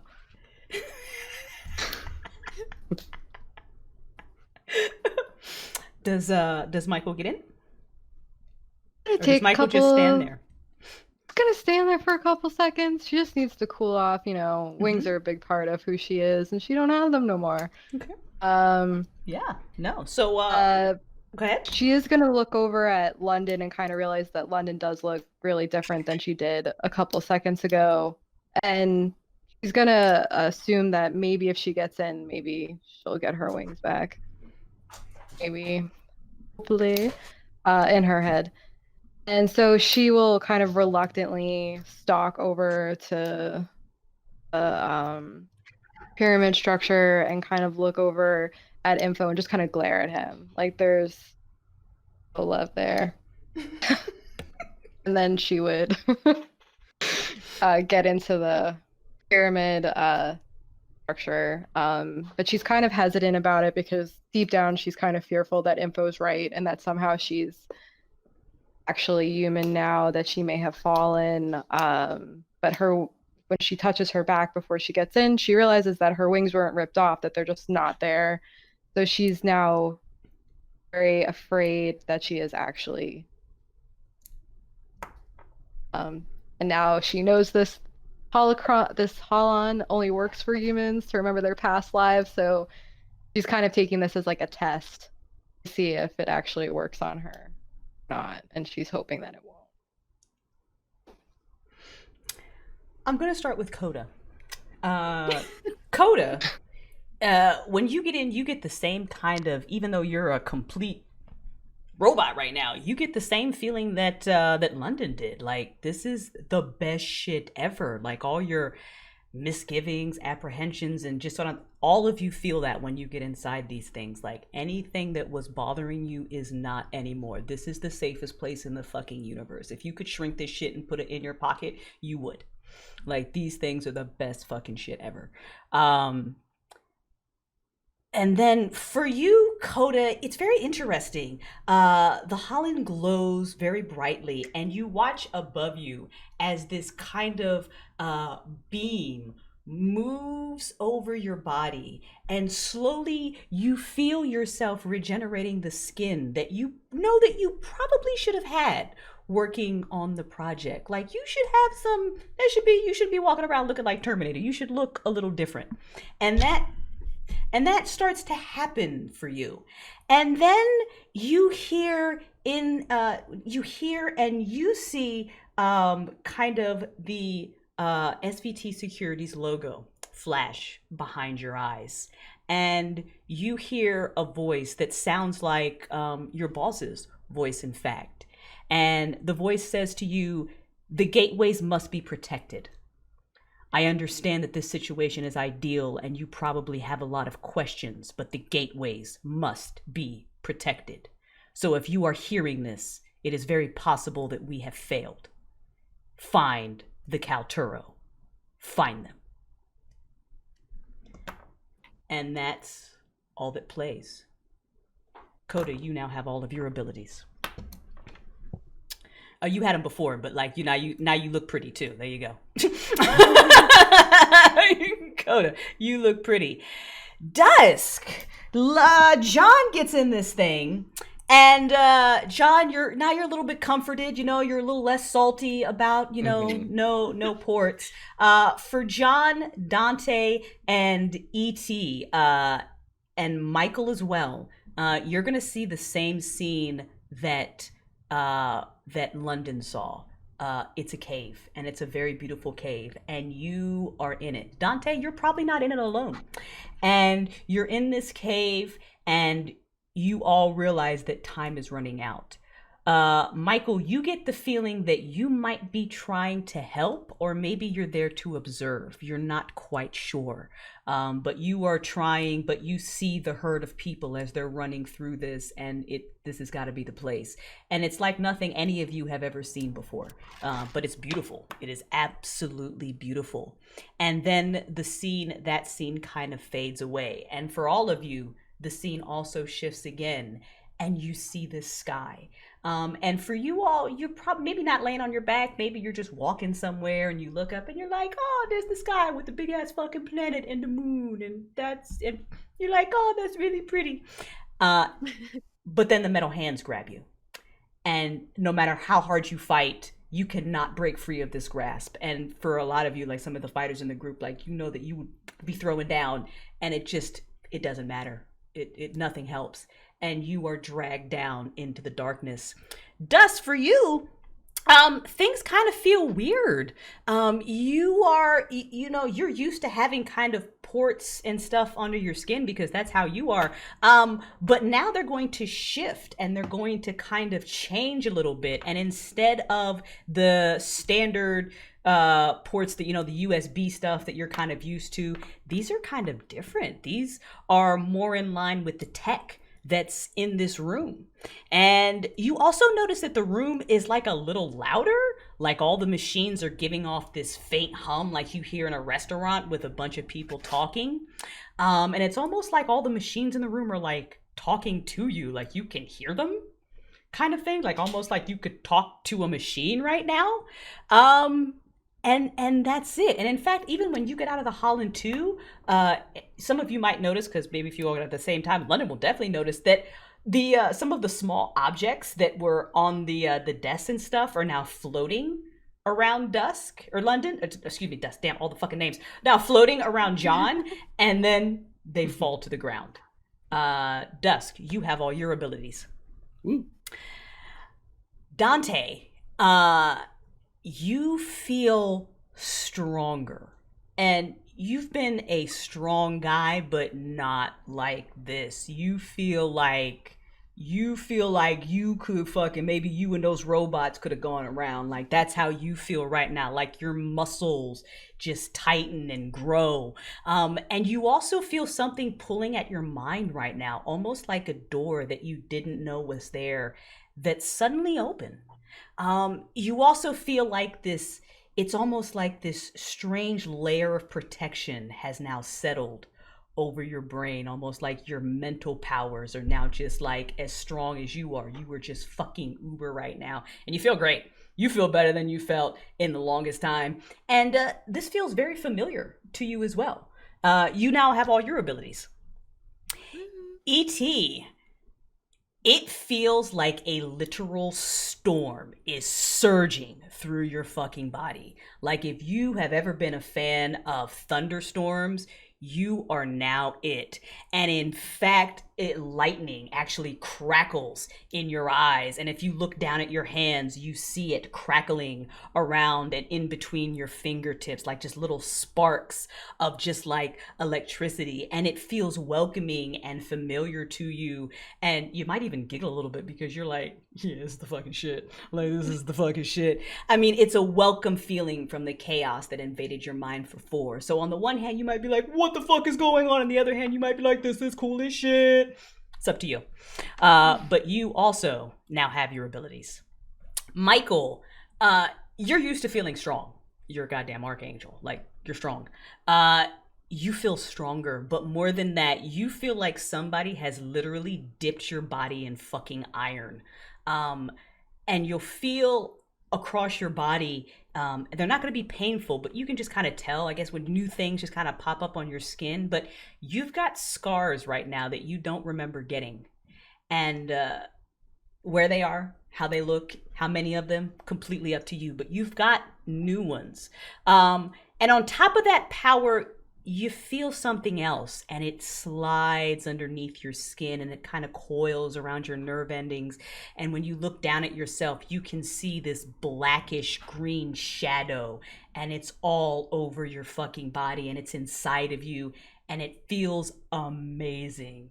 Like you just had the best sex of your fucking life. Amazing. Like it's wonderful, and you feel like you could do fucking anything. But you still don't have your wings. But you now have all your abilities.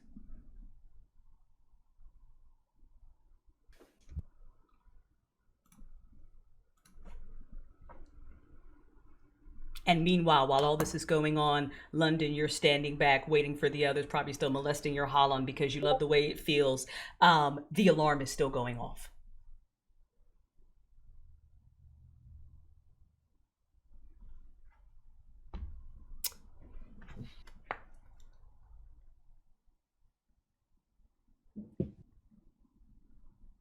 Have we all popped out of the pod? That's up to you guys. Have you all popped out of the pod? I am done. Your turn. London is absently kind of picking up random bits and pieces. And London, you will see that in a couple of the computers, you recognize a substance, and you don't know how you know, but you know that that's iodium. And you can see that in 2 of the weird terminals around the room, that's in there. Okay, so Lennon goes to one of the terminals and kind of cracks it open and starts rummaging around. It's like, what's this stuff? What's this do? Can I do anything with them? Yeah, I'll just put it in my pocket. Maybe I'll figure it out later. This is fine. Everything's fine. What are the rest of you doing now?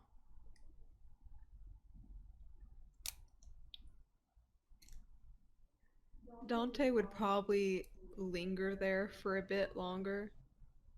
Like he loves the feeling of like suddenly feeling stronger, but he doesn't understand how he got.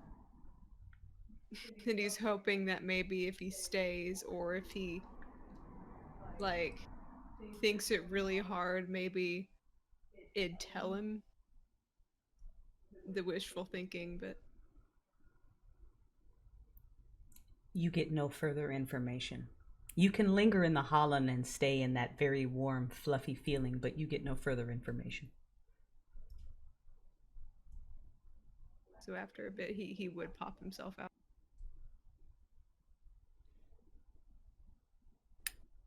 Coda pops out pretty much right when it's done and inspects her now like I think it'd be like some kind of synthetic like flesh, but she kind of feeling it like, wait, is this real flesh or is it? No, it feels synthetic. So I'm still she's kind of trying to piece it together. London just kind of looks up from her scavenging and is like, your face is pretty. And then she just, bends back over, yanking out iodium and stuff. Bander, you will get 2. Please add them to your character sheet. We usually wait until after the big boss fight to start looting.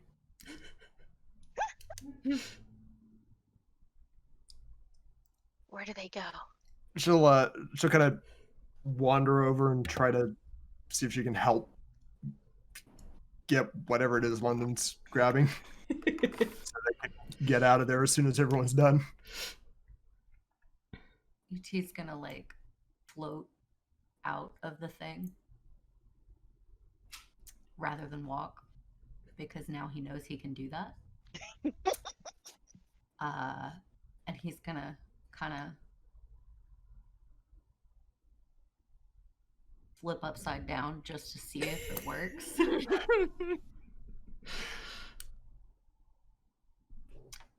He's gonna just kind of nod and notice that there's lightning arcing off of his fingers. And then he's gonna start poking robot parts on the floor. Because suddenly E.T. is in a video game. London looks up again and is like, cool, E.T. is Storm. And she giggles and, does a thing. E.T. is just gonna kind of shrug and be like, well, she's kind of badass. There's worse things I could be. And just continue, like, poking random robot parts to see what happens. You kind of like zap a little bit as you touch him. Dante just cocks his head watching E.T. do this, and he has the look on his face of like, the fuck? But he's not like disturbed, he's just like, okay. London, add them to your equipment. Just anywhere. Can you add them to other items? Put them under that bottom row. You should be able to click the plus and add shit. There you go. John, Michael, what's up? All right, John. When he gets down, are they still speaking to him? All these machines. Oh yeah, you talk to machines, bro. Yeah, but they're talking to me.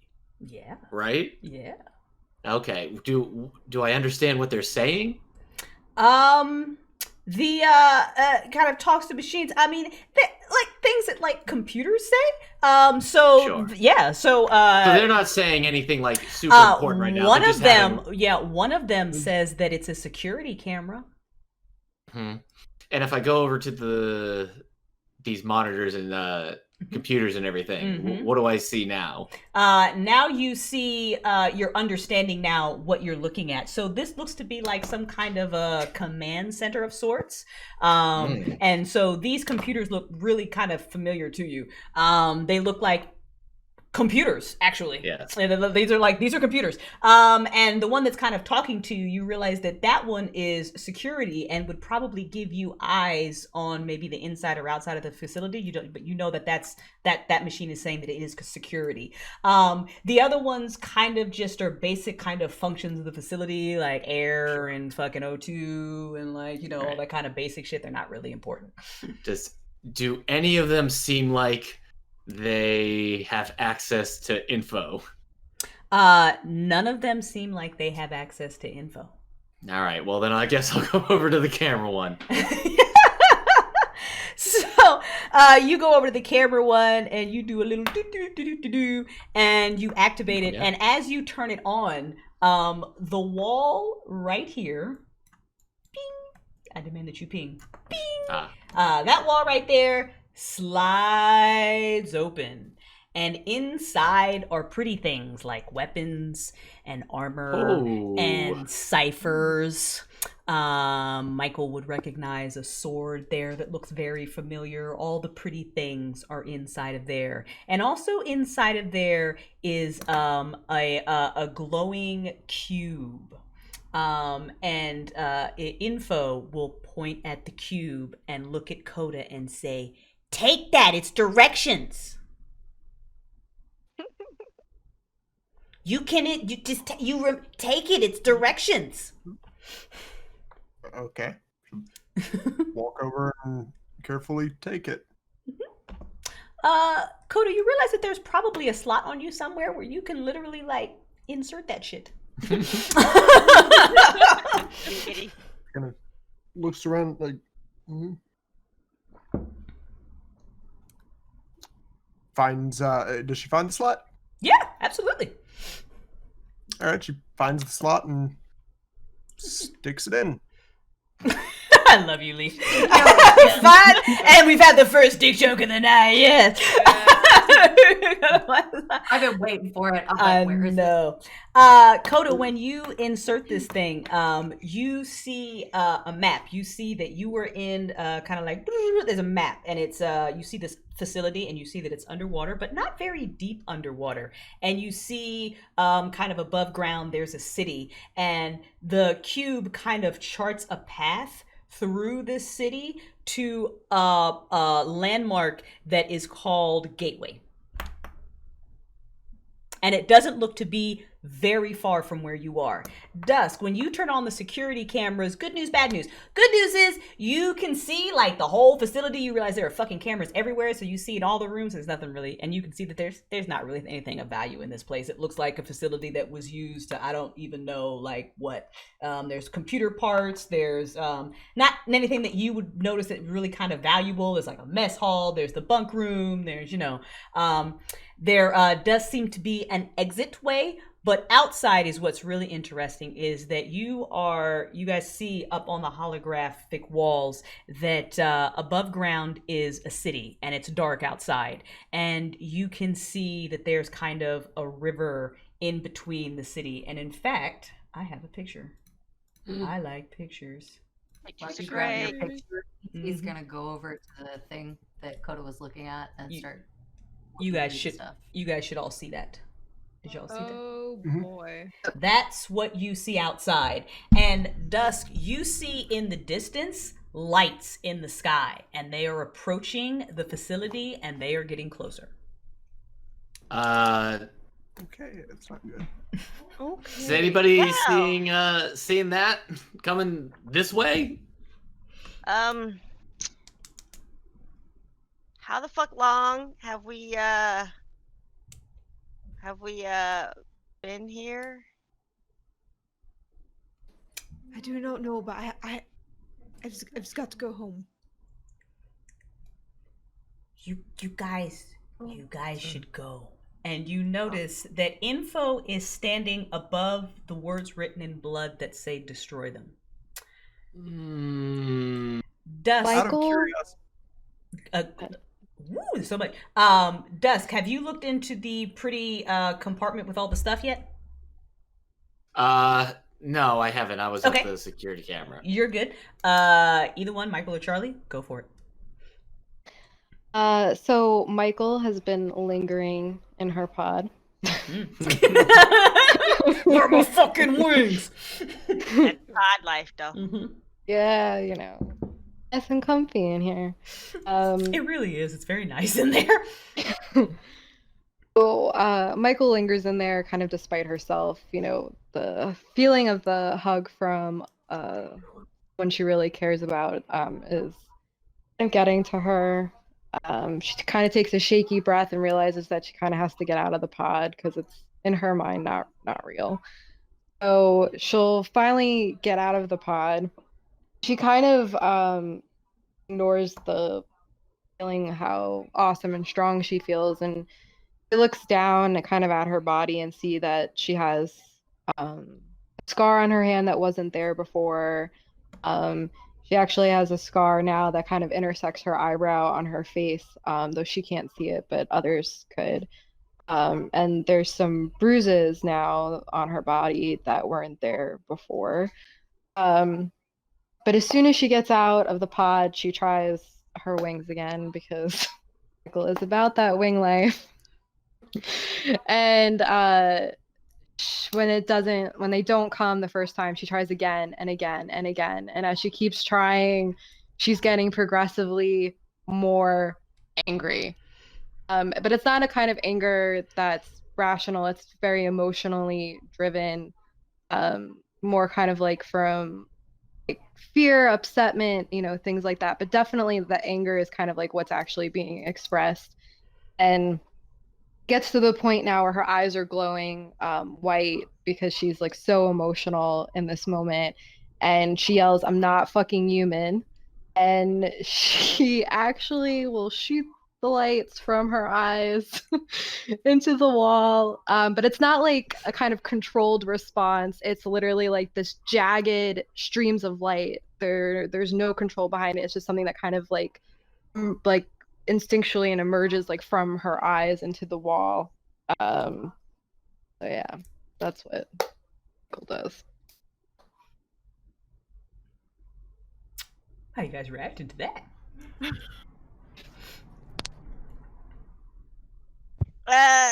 London kind of edges over to the shiny box of goodies, pokes a couple of things, picks some stuff out. Here's Michael scream, "She's not human," and it's just like, okay. Crystal, we can see your Discord. Oh shit. We can see everything. Well, there you go. Thank you. Also, I keep I have forgetting. apparently fallen Oh, out no. of There you go. I have fallen out of the foundry and cannot get back in. Oh, Or the forge. She'll have to kick you because you're still technically in. I don't even Yeah, see. I No, I don't see. Oh no, I don't see her in there either. Huh. she left us. Yeah, you're done. She left us. Alright, excellent. Let me reload then. There we go. Try to refresh. How did you kick yourself out? What are you doing? I'm not sure. My elbow touched something and it was just like, get out. There you go. So, yeah. He's So- gonna take a very healthy drag of his cigarette and start rummaging through the stuff in the shiny cabinet. E.T. will notice two things that look very familiar, like E.T. ciphers. E.T.'s gonna take those. The other ones probably look not familiar to you.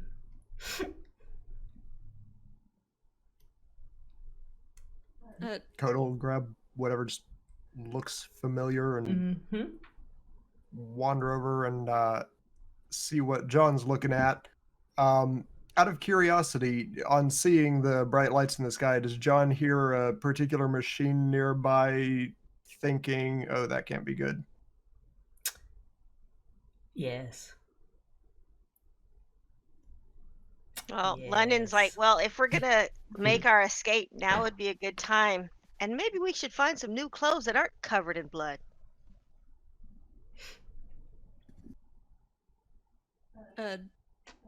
Dante being startled a bit by Michael's outburst.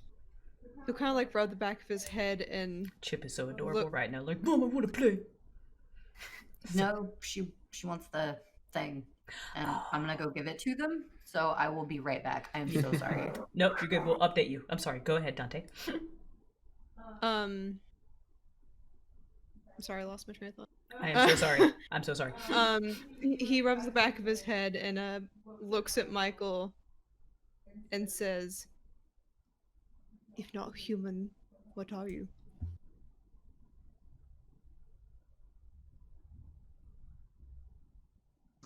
Michael seems kind of satisfied with the destruction or part of the damage on the wall at this point. It seems to kind of satisfy her that, you know, she is still, in fact, has some angelic abilities. She turns to Dante and says, Michael, and that's kind of what she'll say to that answer, to answer that question. London is just like, so wait. Wings, eye lasers.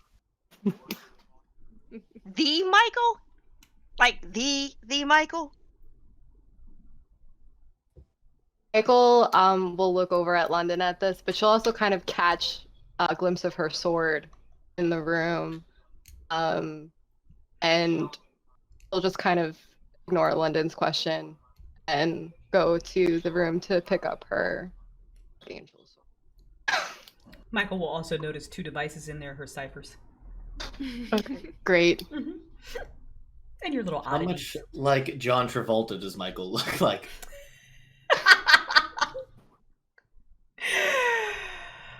That might be a So dated Lennon is reference. just I'm like- sorry. I knew who you were talking about. Okay. Yeah. Doesn't look anything. London is just like, great. So now we can't even curse. We got a fucking angel in here. I didn't even think they were real. Who knew? God's apparently real. Fuck. This is hell.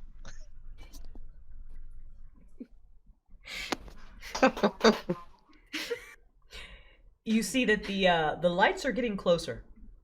Is there anything else I can pick up over here at these panels before I leave them? Is there any more information about this place or anything else? Any easy buttons? Yeah, I mean, you do see that one of the computers possibly controls the Hollins. At least they're talking to each other, which probably would seem a little weird to you, John, because y'all just got in and they fucking worked. But it looks like one of those computers could possibly control one, which is interesting. Control the things that gave us our powers back? Mm-hmm. Okay. But it's not it's kind of talking to you in that way. But I mean, you're familiar with the circuitry and you understand, but you're not what the fuck program is that? You're not really sure. It's just that computer is talking to that Holland. Mm-hmm. Okay. Is there any way to see the last time that thing was turned on or something? Not that you would understand how to do. This is one of those things that's probably above your pay grade. If you've always been a Windows. Joke's on you, I'm unemployed. I know. Kind of like if you've always been a Windows user and now you're looking at Linux, you don't fucking I don't fucking know how to use this. All right. Well, considering that I think it's a lost cause right now and we're under a ticking clock, I'll go over to the closet, the cabinet. Cool. John, you recognize all the motherfucking ciphers. Specifically, a couple that look like they're probably yours, which is weird, but you're like, no, those are mine. You also notice a device that is a bomb. It's literally a bomb. It's not active. Okay. It's not active. It's not active. It's not on, but you know that it is a very powerful explosive. How big is it? It is probably this big. Size of a bread box? Is that big? It's How bigger big? than a bread Can you box. see me? It's bigger than a bread box. There you go. I'm on camera okay. going, is this big? So, is it attached to something? Is it? No, it's just kind of sitting on a shelf, chilling. Hey, gang. That's a bomb. Is it on? No. Then it doesn't matter. Unless you want to bring it with us, I guess. I mean, Or blow up this facility, whatever. do we? Sure, let's take it. I've got a little bit of points in my might. All right, can I pick it up? I have a 7 might, but I don't know. Yeah, if yeah, it's that heavy. it's amazingly light. You can fucking play catch with this thing. But yeah, Okay, it's Apple great. made it. Yeah, I mean, I probably wouldn't recommend throwing it around, but you could. Is there anything on it, like any symbols or instructions? No, on how to use the bomb. Yeah, you know that you'd probably need a device that would attach to it to like a detonator. Mm-hmm. You would need that. Do I happen to recognize the items that I had taken from? You all recognize your ciphers, yes. So All the right. ciphers are the only thing in there other than the bomb? Yes, and your armor and your weapons. What about So the other I'm thing? now holding a bomb. Yes, the other thing is also in there. Okay. Dante will also go over to the closet to see, what's everyone's looking at, you know? Yeah, Sorry, well- Dante, you see 2 devices that look really fucking familiar to you, and a weapon that also looks really fucking familiar to you. And you guys recognizing all this should feel really fucking weird because why do I know what this is and what the fuck? But cool, I know. So hey, John has decided a couple of explanations ago that he's just gonna have to roll with it right now. That's kind of where London. Dante's at, too. Yeah. London just walked behind one of something and stripped off her bloody clothes and put on her little super slinky delve outfit with all the pouches attached to it and just kind of got out of the bloody clothes. sure. While What, nobody's looking. What's Coda currently wearing? Like, did she have clothes? Yes, probably wasn't. Yeah, Coda has clothes on. Okay. She's a purse cop. Of course she wears clothes. Are my ports still used and rusty? They're not as rusty. Oh. Yeah, but they're not, it's not new. It's almost like you didn't have enough money to get the good stuff. All right, everything's back to normal then. Let's go. Info looks at you all, who is still very quietly standing right there Above the and bridge. says, "You gotta go. You gotta go." Dante Coda looks at- knows stuff. Coda knows it would have told him. Coda knows you gotta go. All right, creepy child's telling us to get out. Let's get the fuck. Let's get You the. And she can't says, be "Fuck." here when they let's come get here. out. You gotta go. Info, can we? Is there any place you're downloaded we can take you? They know. Coda knows they. Coda knows they. They know. You remember? Okay, I you know can what? I say just that realized now. I didn't want to take you. Never mind. I'm gone. Bye. I'll open the door. And Coda Is stops. there- And he stops really quick and thinks, and boop-a-doo. That door will open. Yes, Is it? Charlie. There was armor in the room. There was a Armor like that they would change into if they wanted to. yes. Go for it. Absolutely. Okay.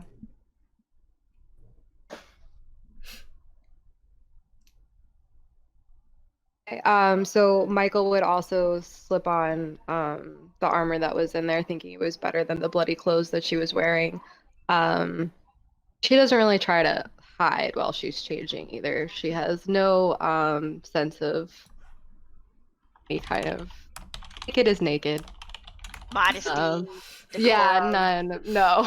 consciousness. Mostly self-conscious. Thanks, Vander. I was like, I have no words tonight. Yeah, she doesn't feel any of that. She'll slip into the change, and what you'll see is like as she kind of takes up her sword, is it kind of like is steel that wouldn't necessarily be, like familiar to Earth. It looks very shiny, and it kind of will radiate some heat, and it kind of looks like what you would expect a sword of an archangel to look like from like kind of mythology that you would see from pictures of Michael. So it kind of gives off this kind of heat, like it could build into like more of fire if it wanted to, but it's just kind of like a low simmer right now. And she's now ready to go. She would leave that room and kind of head towards the exit, and wouldn't even give a backward glance at Info. Michael's like, fuck you, Info. Fuck you, fuck you, fuck you. She's looking for a fight. Gotta release some anger about her wings being gone. What's everybody else doing? Lennon is waiting in the hallway to see if Coda and ET are coming.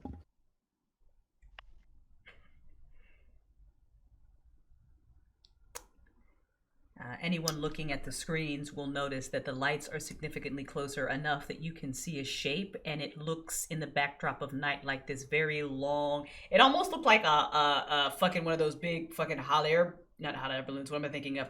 Those big balloon things that fly in the air. Words are hard, but it's like Zeppelins. Zeppelins. Yes, it looks like a fucking metallic zeppelin that is coming towards you, or the A Led facility Zeppelin, is like, if you will. hey, it's a Led Zeppelin, if you will. Sorry, I'm not sorry. Being like the big round room, Dante would give like kind of a longing look at Info, and then again just kind of shake his head and then hurry out through the open doors. Not like before when they woke up and he was proceeding cautiously. Now he's like hurrying the fuck up. Coda's gonna ask Info what's gonna happen to you when they get here. I don't know. They maybe won't keep me. I might be different, but I don't know.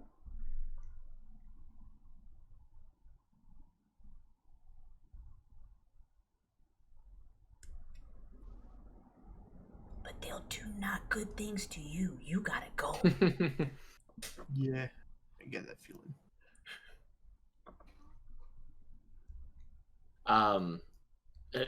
Are John's clothes there as well? Then Mhm. I didn't even pick those up. Yeah.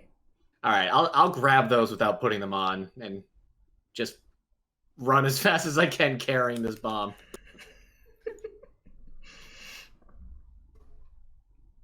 While ET's waiting for Coda, ET's gonna change since nobody else is in the room now. I love the running. London basically calls for info, and waits for the small creeper to appear. Info will pop up in front of London. Yeah? Ah! Don't do that. Sorry. Where is your main database or storage? Where is your information held? In the locked room. Oh, I asked. You wouldn't have seen it where you were, Dusk. Can you unlock that room? No. Can you make a copy of yourself onto a disc? I don't have to. Are you gonna come with us? Nope. Okay. Bye. Bye. Nice knowing you, creepy kid. Have fun hanging out with Sam Neill. Shut yourself down before they get here, I guess. So you guys, the ones of you that are in the hallway, you run down to the end, and the door is open, and you see that there's an elevator waiting for you. As we Hold the elevator. Hold the elevator. as we're running down, Coda kind of hangs back a bit and then disappears just to like test her abilities, make sure it's still working right, and runs up behind ET, pokes him, and turns invisible again. ET's gonna smack Coda's hand and then follow after. If I can move my fucking token. London is just like holding the door open, waiting for Coda and ET to get in the elevator. So in London, just sees ET walk in, then like jump, and then Coda appears. This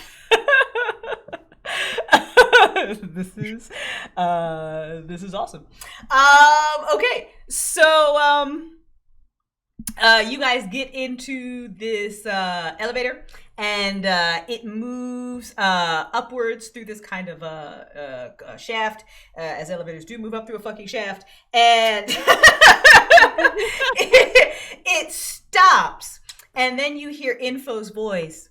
Oh, no. Oh, the boat's not there, but you can swim, okay? It's not very far up to the top. I'm gonna open the doors now, okay? Because you gotta go. Bye. Good luck.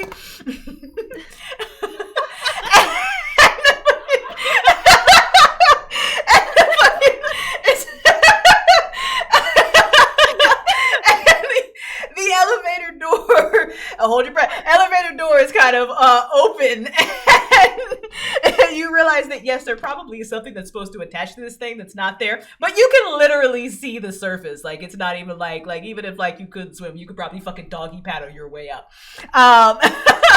And when the water rushes in, it's not really that cold. If you're like me and you're a cold pussy, you're like, oh my god, it's so fucking cold, I'm gonna die. Everybody else is just like, it's fine, fucking swim. And there you can, when you hit the surface, like the picture I showed you, you will be in that body of water on two sides of the city. Coda, your map suggests that the path to the gateway is to the right, and there's not a pathway to the left. But you can go left. You can go left or right. You can go whatever fucking way you want. Map says go right. Actually, as we're kind of swimming our way to the surface, John will probably be hearing a nearby machine thinking, all right, the map says go right. And then we surface and Coda says, map says go right. Oh boy, keep it together, John. Can I can swim with the bomb in my hand? Sure. Hands. Okay. Yeah, Is it? yeah. I mean, you could probably like tuck it under one arm and like it's light. It is literally light as shit. All right. Okay, well, I guess you're just all wet now. Swimming Something with a very bomb. very interesting to notice. You guys break the surface and you're swimming. Should you look up at the sky, you will see this. Well, and it's real fucking close. That's cheery. Wow. We're not in Kansas anymore. That's for sure. Wow.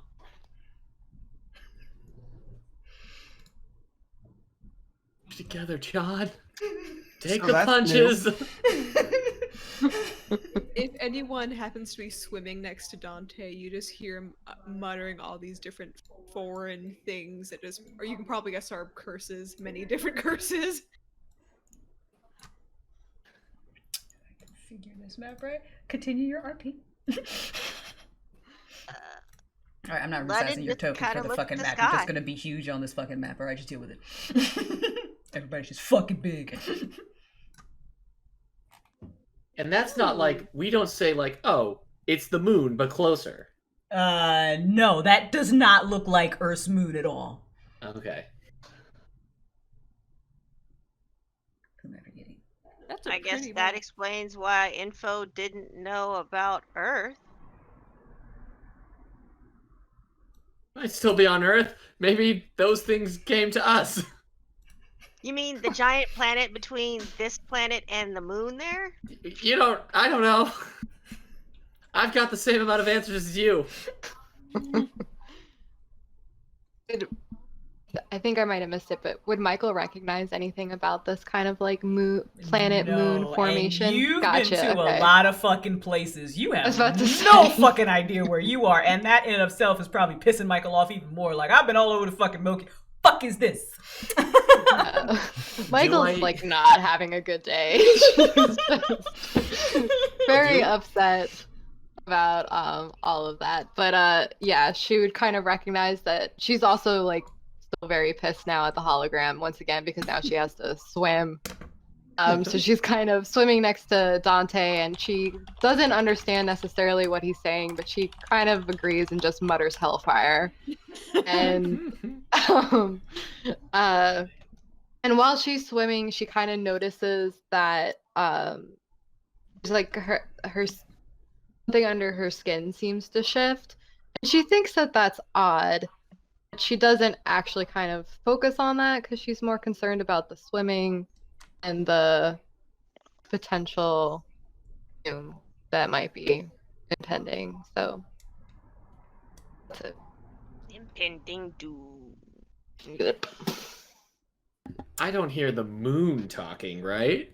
No, that's an excellent question. You do not hear the moon talking. Okay, the moon's not tech, everybody. That is an awesome question. I thought about it for a second. I'm like, It's not a Death Star, I guess. Yeah. it's not a Death Star. I'm sorry, you guys. That's a good idea, though. I'm gonna add that in later. So where the tokens currently are they swimming through that? No, you are. I've kind of pre-put you there. Once you get to shore, that is where you will be. I got you. What are you guys doing? Are you swimming to shore? Everybody swimming to the shore? Going to the left? Dante's hauling ass. Yeah. Yeah. I'm gonna follow the robot since I'm pretty sure I'm hearing the commands twice. All right. So you guys get to the shoreline, and it looks very much like the picture. It looks like, I mean, it could be any city that's all. I mean, it could fucking be New York, but it's old and it's fucked up. And when you guys land on shore, it is deadly, deadly quiet, and there is not a fucking sound. London, your spidey senses are going fucking crazy. You are DEFCON 5, but you can't see shit. It's just old buildings, and as you guys kind of walk along. It's like the flapping of doors and broken windows, and it looks like a very high tech city, kind of like Singapore looks to us, like just like super high tech city. And you also notice that there are symbols all over the buildings, and they look if anybody's into esoterics, they look very kind of like that. Michael, they look maybe a little familiar to you, and if you had to venture a guess, they might be some type of warding. You guys sit on that information. I have to talk to chat. What? Chat, for you guys, we pan away from the group and we move back to the facility, and you see inside that Info is sitting on the floor now in front of the words written in blood that say destroy them, and he looks really, really sad. And we move back out of the facility and we see that big metal black Zeppelin come along. And right kind of as our heroes move out into the darkness and are kind of shielded by the debris and the towers of the city, the Zeppelin submerges and goes underwater, and it connects with that port that the heroes exited out of. And we focus now in on that port, and you see a literal like legion of giant war droids come marching down the hallway. So it's a really good thing that our PCs left, because here these things come, and there's about like 12 of them. They just douche, douche, douche, douche, douche down the hallway into the room where everything was, and you see behind them is a woman, and she has Asian features. She's got long black hair. She's in this kind of badass flowy black outfit. Her face is painted completely white. You can tell that it's face paint, and she's got a black marking on her lips as well. And her eyes kind of like spark and crackle, almost like ET's did.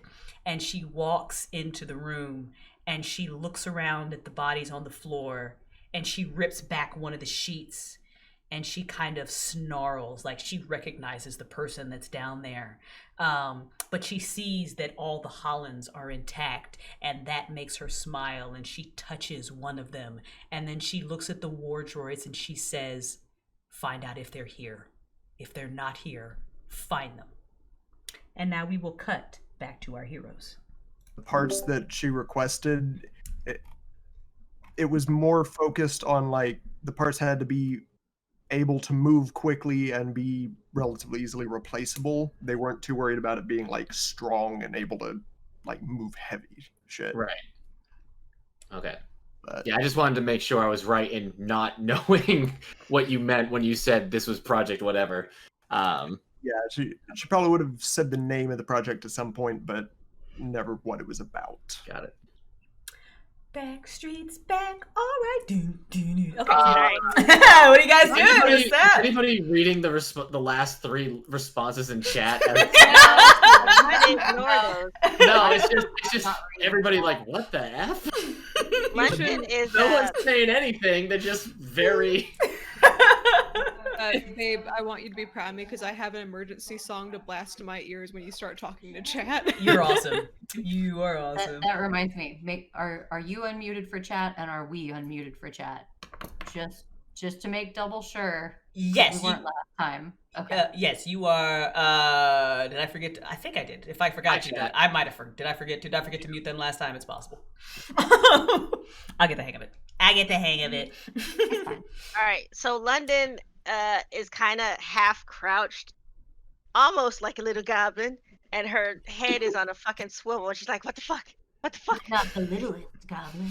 Not the littlest goblin, but she's kind of got that that prey sort of pose where she's kind of just really tense and just walking around, and her head's just spinning around back and forth because her spidey sense is going off like fucking. She's like, "I don't know what's going on, but this place is really bad." E.T.'s gonna reach over to Coda and grab one of her hands and put an odd-looking bracelet on Coda's wrist and say, Don't lose this. All of you, even those of you who don't have Bander's Spidey sense, this just feels not cool. It's just man, it's like, it is literally the opposite of how wonderful the Hollands felt. This just feels like, man, it just gives you like this bad kind of eerie type of feeling. You know that feeling that you're being like, somebody's watching me? You get that feeling. So as we're now no longer in the water, Coda's gonna double check to make sure first, and anywhere that's like not the head or the hand, like the body, the skin looks like just a sort of skin tight, like just outfit. So she'll slip off the soggy wet clothes, kind of hand them to ET, like, you hold this for me. ET's just gonna kind of shrug and take them. And then she goes invisible and follows along with the group. Is Coda giving directions, or is Coda just kind of walking? So let's see. Has John indicated that he can hear machines now? Like in character? Has he said anything, or? Oh, sorry, I was muted. I was gonna ask. You said that it's dead quiet, but it looks pretty like high tech and everything. Mm-hmm. Do I hear like machines and computers or anything, or are they dead quiet too? They are dead quiet too. Wow. And I guess no, I haven't indicated. I guess John hasn't really thought to bring it up yet. But he does say, wow, I don't know where we are, but there's nothing here. There's nothing. There's no computers. There's no technology. What's going on? You, Lady Angel, where are we? I don't know. Oh, sorry.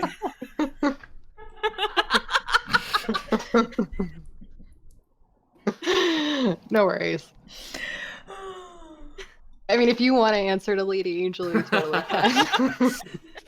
There's an alien moon above our head. I can't hear computers. I'm freaking out.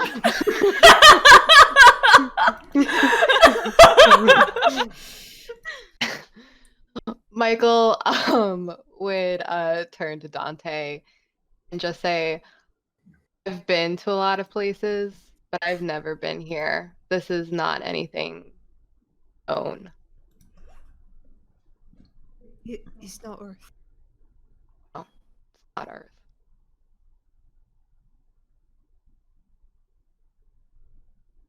She says it very matter-of-factly, like, yeah, this is kind of just what's happening right now. She doesn't seem ruffled by it. The outburst that she had before is...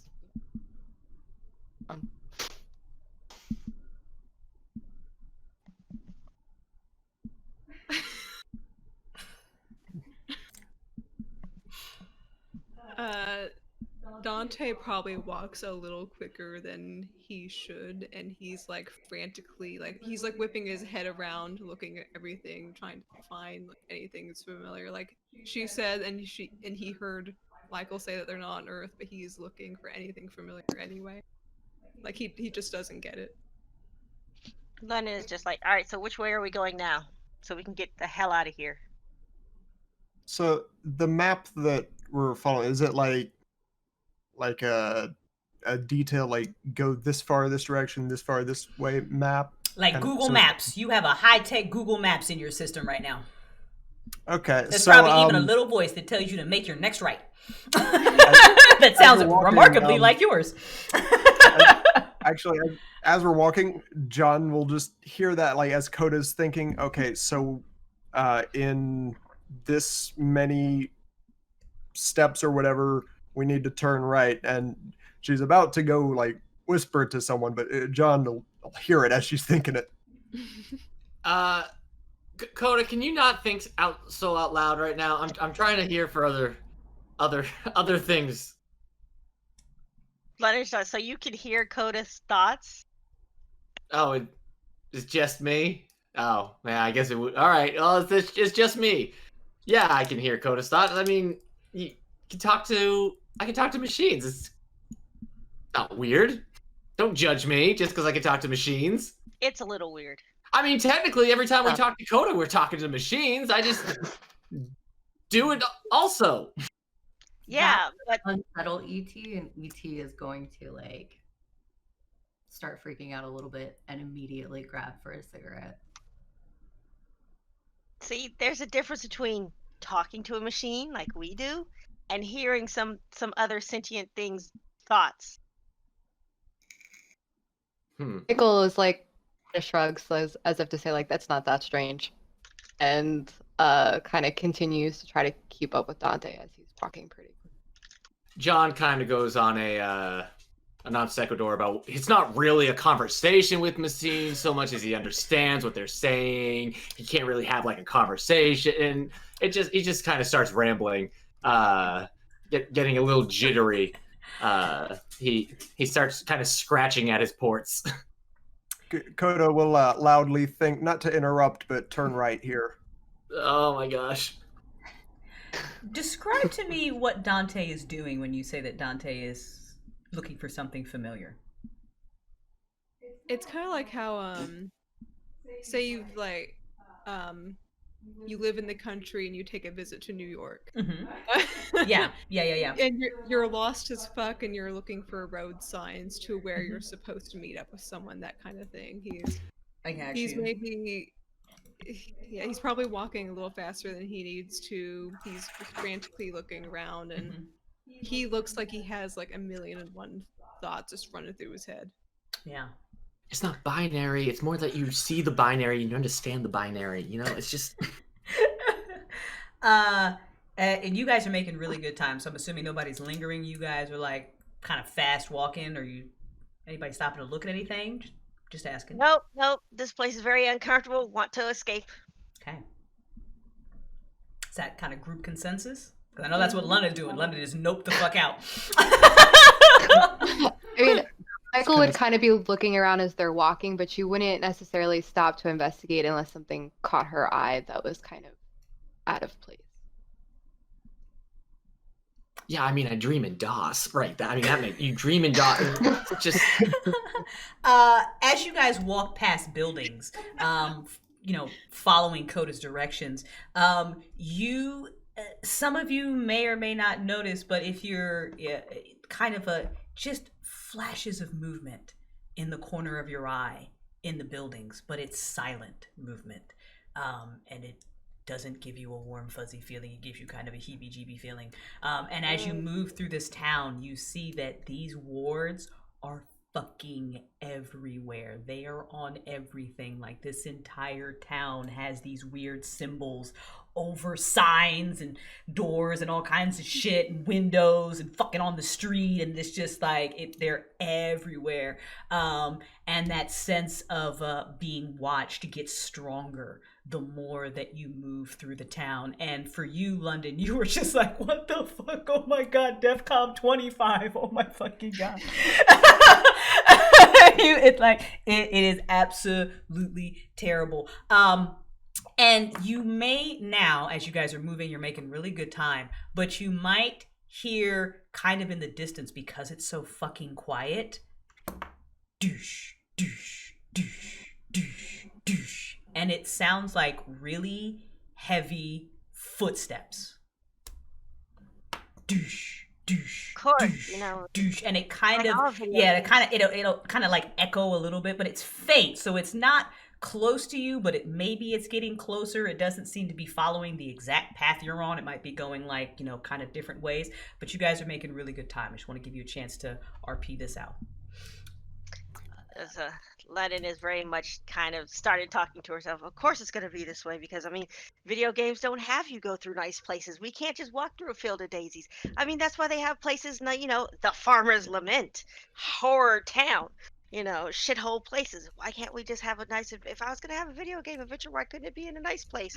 Like, why couldn't it be Harvest Moon or that one animal game where you fucking just fish and pick up seashells? No, I gotta go through fucking Shadowrun Deathmatch. What the fuck? E.T.'s gonna like start unconsciously floating as they're going along. As we're going, Coda kind of makes a point to most of the time stay like 10 feet away in just various different directions, just kind of, not be right with the main clump, but will occasionally kind of come over next to ET and just like whisper something, I'm still here, just comforting, and then tries to stay awake for tactical reasons. Okay. A lot of it's context clues, really. I mean, you understand the basics, like, but it's context a lot of the time.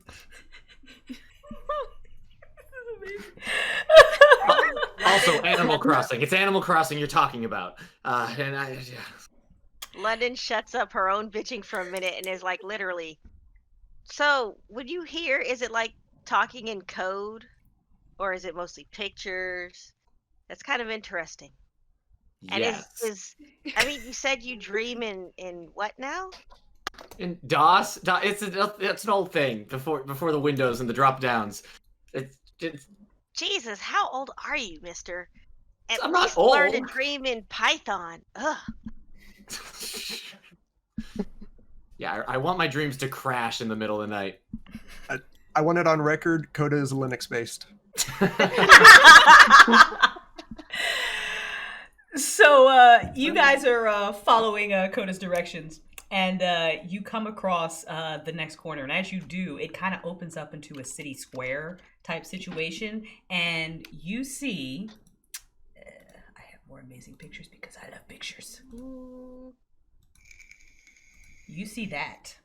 Without Stargate. Stargate. You see that big beautiful thing. No.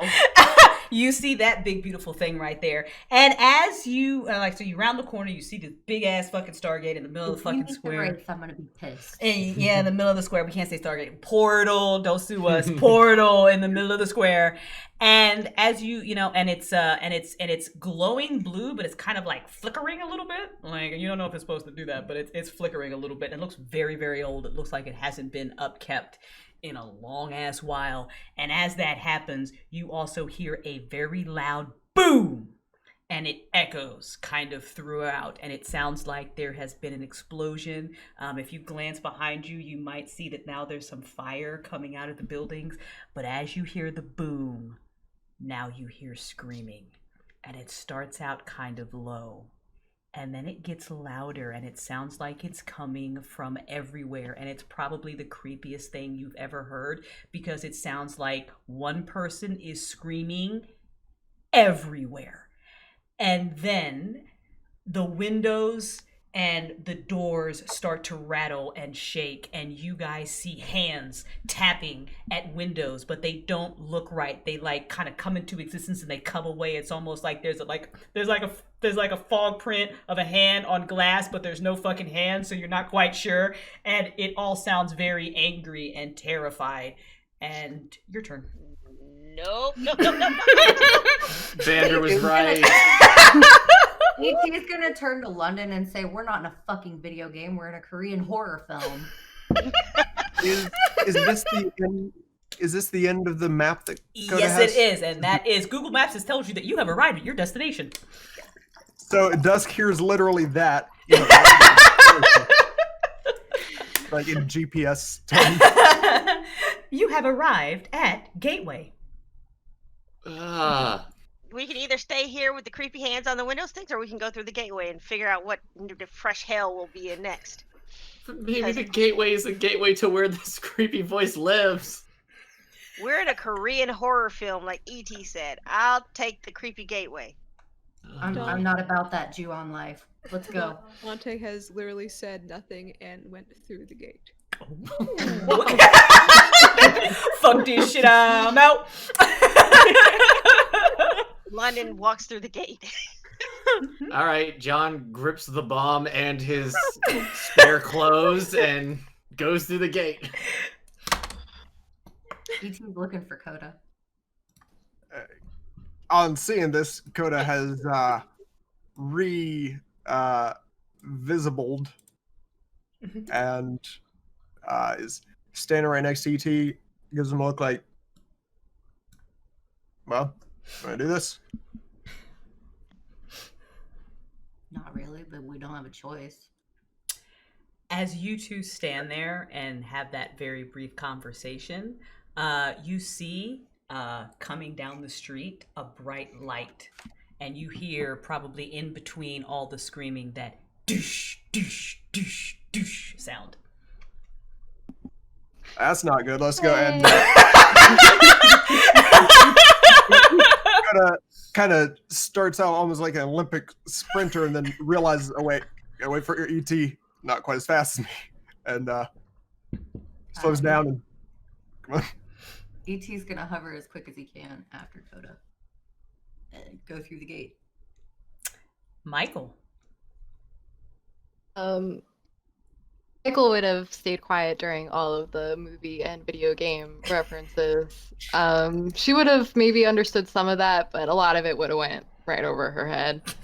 But she would have, her sword would have appeared in her hand, and at this point it would kind of, kind of appear like it has some flames on it at this point, and she's just kind of, running with the others towards the portal, but she doesn't kind of go in yet. She was waiting to see to get a glimpse of what was chasing them, to kind of see what kind of creature it was.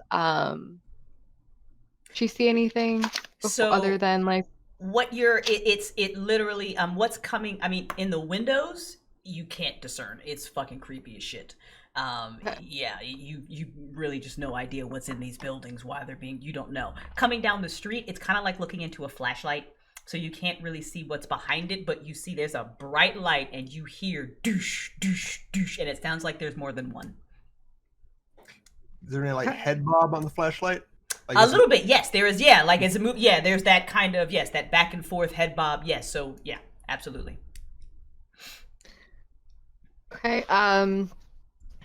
So kind of remembering also the carnage that kind of happened at the facility that they were at, and looking at this creature that she can't really see, but she could tell that by its footfalls that it was really large, and just kind of the otherworldly creepiness that's going on in the buildings that she can't really discern either.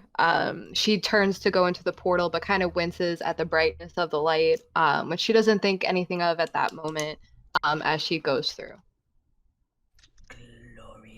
Glorious. I have more maps. Stand by. That's not the right map. Wait. They're my maps. I found them. Oh, I had a portal map. I didn't use it. Whatever.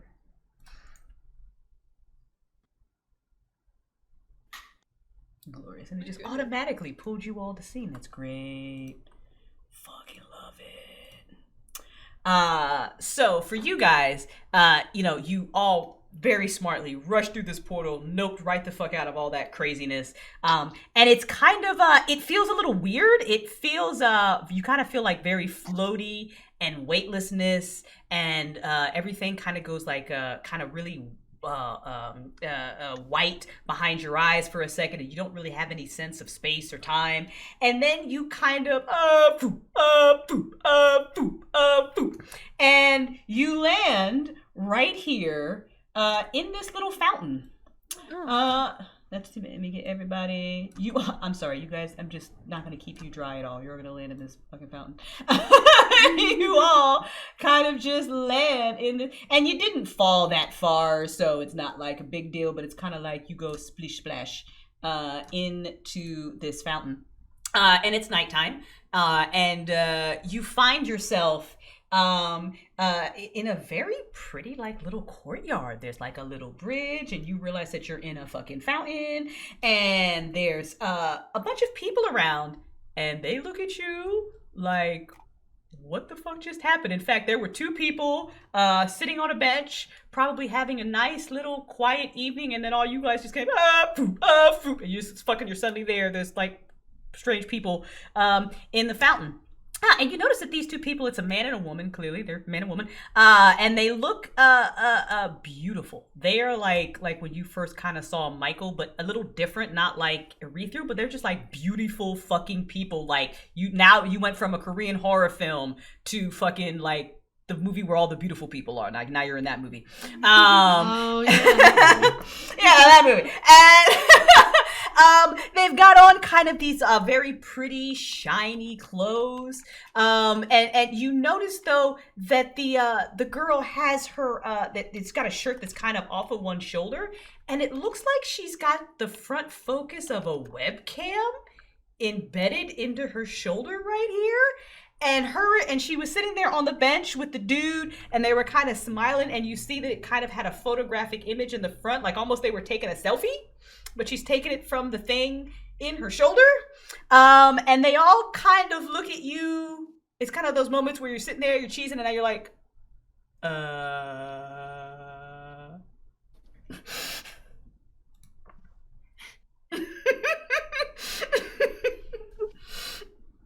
Rude.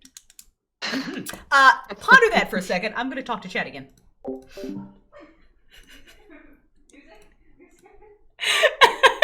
You have time to put your music on. Chat, we pan back to the portal, and you guys see the PCs move in to the portal, and you see it kind of spark and flicker, but it still stays active. And that bright light that was coming down the street, you see is one of the big war droids. And you see it stop in front of the portal, and it just stares at it. And then you hear a robotic voice that says, "We've lost them. They've gone through the Stargate." And you hear nothing after that. Acknowledged, but it can't be fixed. Acknowledged. We will begin searching again. And right as this robot kind of, you hear that robotic voice say that, you notice that the windows in the buildings all around it fucking shatter.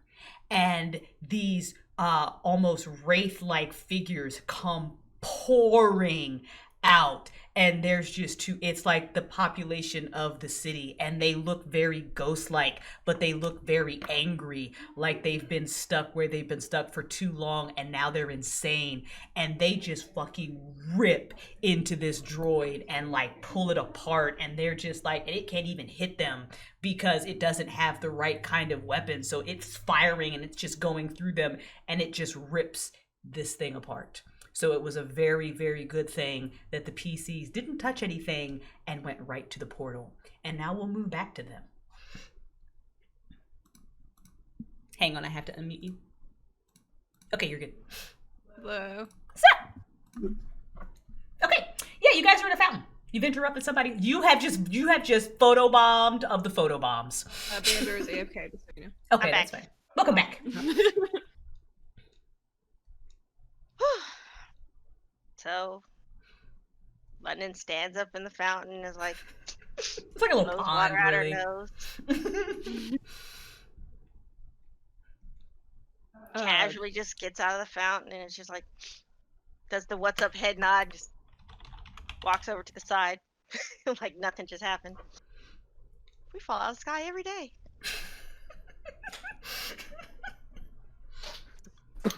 Dante's He probably is gonna... burning up and finally going to fucking take off the hoodie because it's too much now. Dante's gonna aggressively point to the two people and say, "You, where are we?" And they, where's my picture? They kind of stare at you and they say, "Asatori?"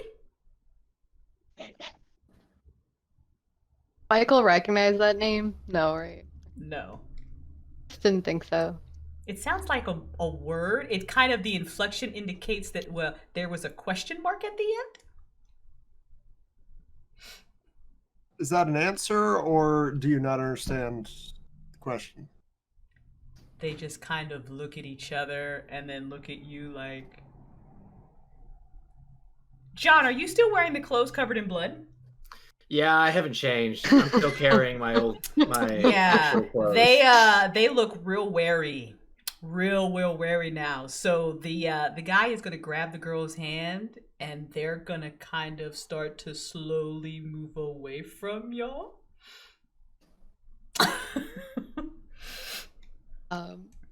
Michael, when she landed in the fountain, superhero landing, and then she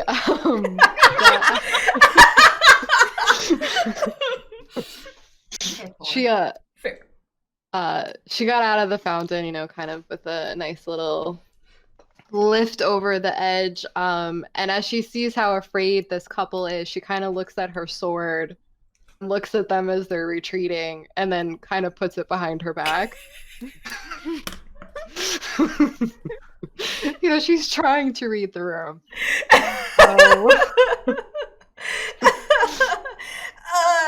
Yeah. Go ahead, John. Can you hear any programs or whatever machines that you talk to? Crystal? Yeah, probably faintly. You could tell that there's probably a computer in here. It seems to be informative. Anything from that webcam? Yeah, it looks like a fucking webcam. All right. Yeah. Can I pinpoint where the computer is? You get the vague sense that it's probably behind you. Okay. I look behind me. You see walls. You do see an archway in front of you that looks like it leads out to a very pretty walkway. There's pretty little lights. The sky looks the same. It's nighttime. There's lots of beautiful stars. You guys see, the sky here looks fucking amazing. Man, Stargazer's paradise. London Sorry. Go ahead. When you say the sky looks the same, does the moon that was in the sky look the same? No. How many moons are in the sky? There are no moons in the sky. Ah, no moons? Mm-hmm. They're gonna have long winters here. London just looks at John and she's like, "Hey, serial killer, you might want to change your clothes." Oh, yeah, right. All right, and he starts unbuttoning. Yeah, the man and the woman now, seeing that now the guy wearing blood is stripping, the other chick has just put a flaming sword behind her back, and they don't understand what the fuck y'all are saying. They they're slowly creeping past you, hoping that you don't attack them, and then once they hit that opening in the archway, they are fucking out. I guess I just throw my bloody clothes into the water. He's gonna hold out Coda's wet clothes to her while he's hovering above the bench, sitting cross-legged and smoking a cigarette. My tie nice and loose. You hear another machine on the way, and you hear it sounds very tiny, and it too sounds like information. And you probably all hear a faint little sound of wheels turning. And then this little robot comes in, kind of pokes its head into the beautiful open area that you're at. And if any of you have ever seen Farscape, it looks really familiar. Well, I've seen Farscape, but I don't know what Farscape. Lennon just kind of runs over and squats and is like, "Hi, little fella." Anybody who's seen Farscape would know that this looks remarkably like that little translator droid that sticks you with the thing that lets you understand all the different languages. The little yellow guy? Yeah. Aww. Yeah, which is why London ran over and squatted down and like a little dog put her hand out and just yodel it. I love London's attitude. London's like, "I'm just gonna touch all this stuff." It might come back to haunt us later. She has a good sense of caution. It's in her brain. Yeah. And it kind of just it's got these. It's a little different because it's got these little antennas, and the little antennas kind of go it's trying to figure out it's almost kind of like a Dust. You probably hear it be kind of like. It'd be like the robot equivalent of "what the fuck," and then it kind of backs away from London, and it turns like it's looking at something, And you hear footsteps, and then you see a woman come walking in, and she's beautifully dressed. Like, she's got some like robe, silky swag shit on, and she is also fucking beautiful. Like, she is just beautiful. But you notice like that the movie, like the movie with the beautiful people. With the beautiful people. I'm pretty sure it's probably called the Beautiful People movie. Google it. But you see that she's got a robotic eye. And it doesn't look like that it was put in as well as like Coda's was. Like, hers is almost like you just like took out your own eye and you just shoved a robotic eye in, and it kind of just worked. Yeah, it's kind of but the rest of her, fucking beautiful. And she kind of looks at you all very strangely. Lennon is just sad because a little robot walked away from her. So she gets up with her own robotic eye made with hookers and blackjack. John pulls his pants on. She looks at for you. Dramatic effect. She looks at you For and she dramatic shakes her finger like this, and she says, "Receipt Ruturo. Receipt Ruturo." Yeah, I'm putting them on. No comprende space language. And Lennon puts her hands up in the meme. I don't know what you're saying. Look, and tilts to the side a little. Man, I am jealous of that eye. She looks at you as she hears you speak, and she almost looks like she doesn't like the way you talk. It's almost like she's like your language is gross to her. She's just like, And she looks down at the robot, and she says, and she looks at it, and she says, "Serazzi, Serazzi." So now the little robot comes back up, and it runs into London's foot, since London was so friendly, and London feels a little prick. And it's going to back away from London with its little antennas twirling and look at you and just wait. Well, I assume I'm either going to turn into salt or I just learned how to talk alien. Why are you in the pond? The woman says. Only London can understand her. To the rest of you, it sounds like that weird fucking language again. Hi, that was a complete accident. See, we took this portal and it just kind of dumped us here in the pond. We don't know why it dumped us in the pond, but I mean, I guess it's better than a lake of broken glass. Hi, I'm London. Yes. Do we hear London speaking the language we understand, or is she speaking the... You hear London speaking the language that you understand. But the lady hears London speaking the language she understands. Correct. Mm-hmm. Yes, I'm going to need you to get out of the pond. Make sure that the translator droid, the rest of your friends, he needs to put his clothes on. This isn't that place. If he would like to strip, he needs to go down the block, down to the Sanguine Inn. He can be naked there. Everybody knows this. I'm almost... My trench coat's on, my tie's on, everything's good. Everybody knows this. So yes, go. And she motions at the robot again. All right, so Vander puts her hands in front of her, like palm to palm, her hands in front of her, and does it like a slight bow. It's like, thank you very much. I will relay these. And then she relays it, including the part where if John wants to strip, he can go down the street to the Sanguine Inn. And she's like, so come get your stabbies so you can understand the language. Little droid. I haven't turned it salt yet. Antennas waving back and forth. E.T.'s just gonna shrug and go hover in front of the bot and hold his hand out. Little thing comes out. Feels like a little prick. That's it. Nope. That's what she said. Oh, look, another dick joke. More dick jokes.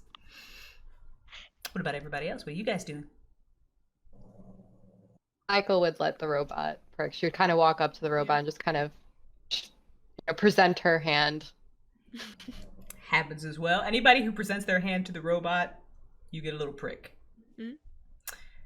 Coda will wait till last and kind of approach and find like a flap of skin that slides out and kind of show the robot like, I'm I'm a robot, and it kind of like is this gonna work for me? Dusk, like, the hold out robot my hand. sounds happy. Coda is a robot. And it pulls out a different port for you, Coda, and it looks like it would probably insert into one of your little ports in your hand, and it kind of waves it around all happily, and it will gently insert it. Coda smiles. Thank you. Coda, as you get the language, you get information as well that is given to you, and you realize that this is Venusian. That's the name of the language, Venusian. So apparently this is Venusian. Yep, we're in Italy. Or on Venus. Michael would shake her head and just say no. No to Venus. No to Italy or Venus? Michael, You you've would been pause to for a Venus. second. You've been to Venus. This isn't Venus. Yeah, I kind of figured when she didn't have like any knowledge about anything that was being presented to her. She would pause and then she would just say both, as if it was evident. I don't know. I've never been to Venus. John is not feeling like he wants that thing to stab him, but he is thinking that thing could probably be disassembled and made into a new port that would allow him to get that, and that might be better. The robot's little antennas kind of flick, and Coda, you watch it kind of jerk back from you, look over at John, and then back the fuck up, back towards the lady standing in the doorway.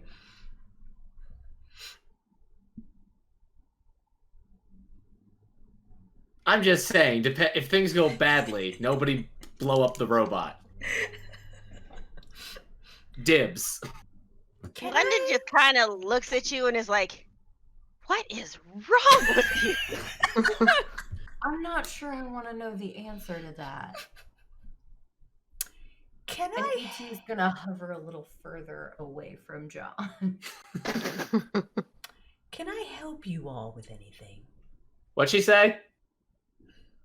Dante's gonna step closer to the woman and say, "What planet are we on? Where are we?" Are you all right, sir? This is Venusian City. That's where you are. How do you not? Were you all were at the St. Green Inn, weren't you? Were you all? Is that where you all came from? We're not exactly sure, but it was definitely not the Sanguine Inn. So we're playing this role play. We're playing a game, and we have to pretend that we're space travelers. And we just fell out of our portal, which is, why we were in the lake. Really sorry, or in the pond. I'm really sorry about that. It's just really live action role play is an amazing thing, but sometimes you just gotta roll in the mud. So now I'm the DM, by the way. So now we have to figure out. They have to figure out what planet they're on to continue with their adventure. I would really appreciate it if you kind of help them stay immersed. It's so much more fun that way. I promise we won't climb back in the pond, though. I promise. Darling, I can tell you that you are in the plains of Venus, and here we do not speak the name of the planet. Michael would... Go ahead. Are you all right? Yes, I'm fine. I did not go to the Sanguine Inn today.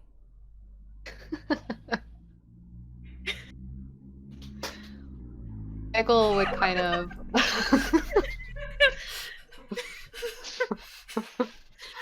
I have this mental image of this alien woman looking hella confused.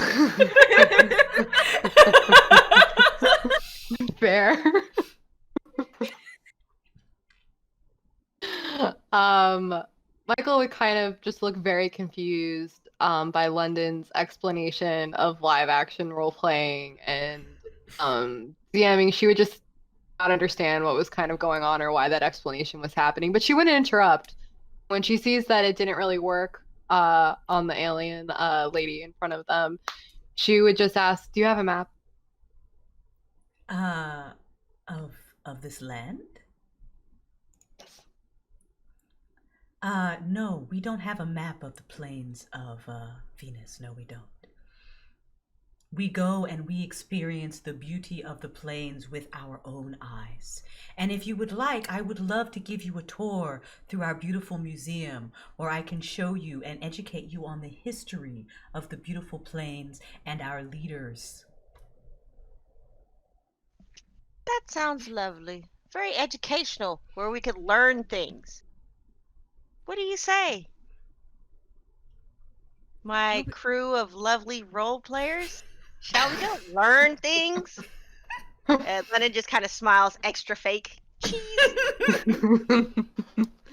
Michael wasn't entirely interested until they started talking about leaders and things like that, and then she was on board, and she kind of just nodded at London as if like, yeah, sounds good. E.T.'s just gonna take out a cigarette and nod. How do we get to Earth? I'm sorry? Earth. What is Earth? Earth is home, planet. I'm sorry, I've never heard of Earth. I've never heard this either.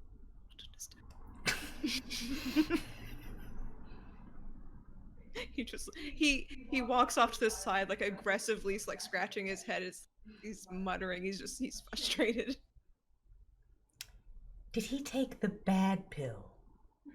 No. He's just really, really into his character. His character is a very broody kind of man.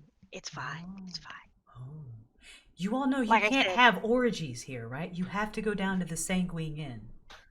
Oh Yes, no, yes. we're not having it. We get it. Go ahead. Letta just cracks Boy. up in the middle of her explanation. It takes her a moment. She's like, no, it's not that kind of game. Not that kind of game. When we get to the Sanguine Inn, we gotta ask them how much they're paying this lady. Michael would kind of look over at Dante as he kind of stormed off and started aggressively scratching his head. And she would walk over to him, kind of curiously, as if like she couldn't really understand not what he was feeling, but like just she had a look of confusion on her face, and she asked, "Are you okay?" No, I have obligation. I have responsibility. I have to go home. Obligation? I'd ask. Poland, Earth. Just kind of nod and not say anything.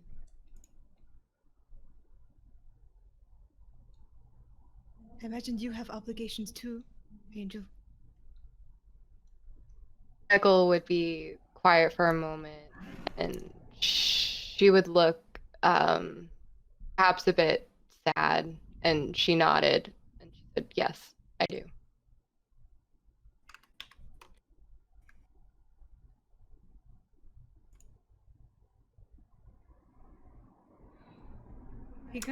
He crosses his arms around his chest, and he doesn't look great. He looks like he's like holding on to himself by like a thread, keep from like maybe punching a wall. You all are very beautiful, but you don't really dress beautiful. You're not from here, are you?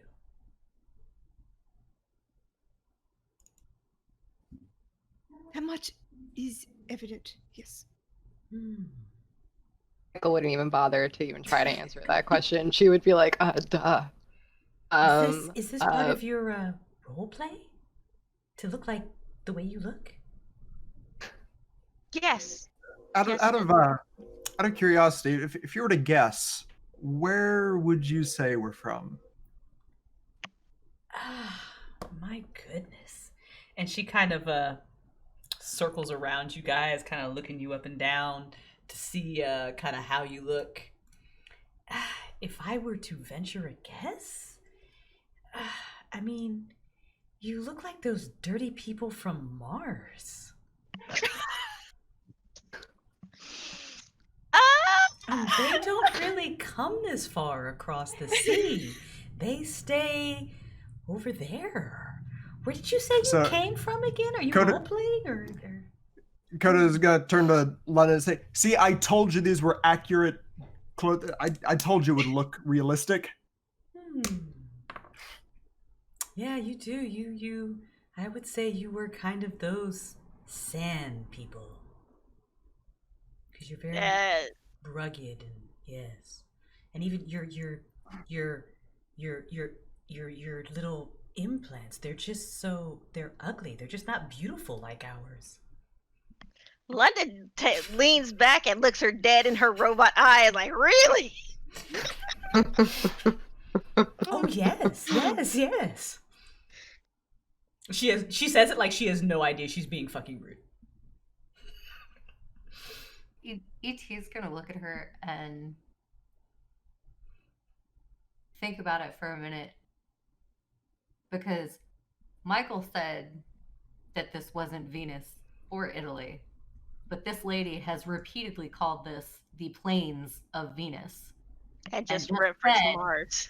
And just said that we look like we're from Mars. So E.T. is going to say, what galaxy are we in? That is information that we don't speak of. Why don't you speak of it? I'm sorry, is this part of your role play? Do you... I mean, Yes. even the Desert of Mars people know. We don't... That is just the rule, that we don't talk about the fact that we're... And she leans forward. That we're forgotten. We don't talk about that. Oh, God.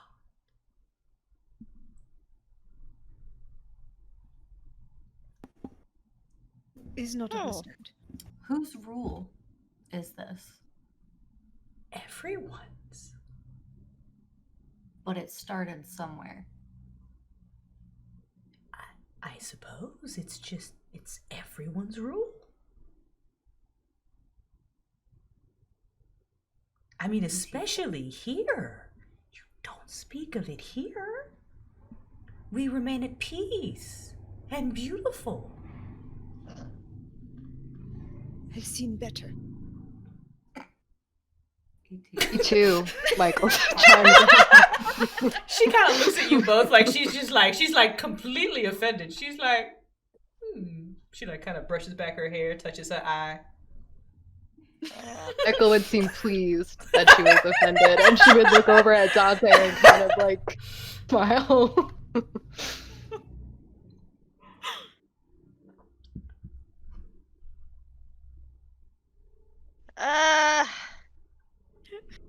So yes, we should totally go check out the museum. All right, are you sure that's what you all want? Who offered? We'll try I to. did. Okay. Well, come along, dirty Mars people. Come. All right, so... And she will walk across the courtyard into this room.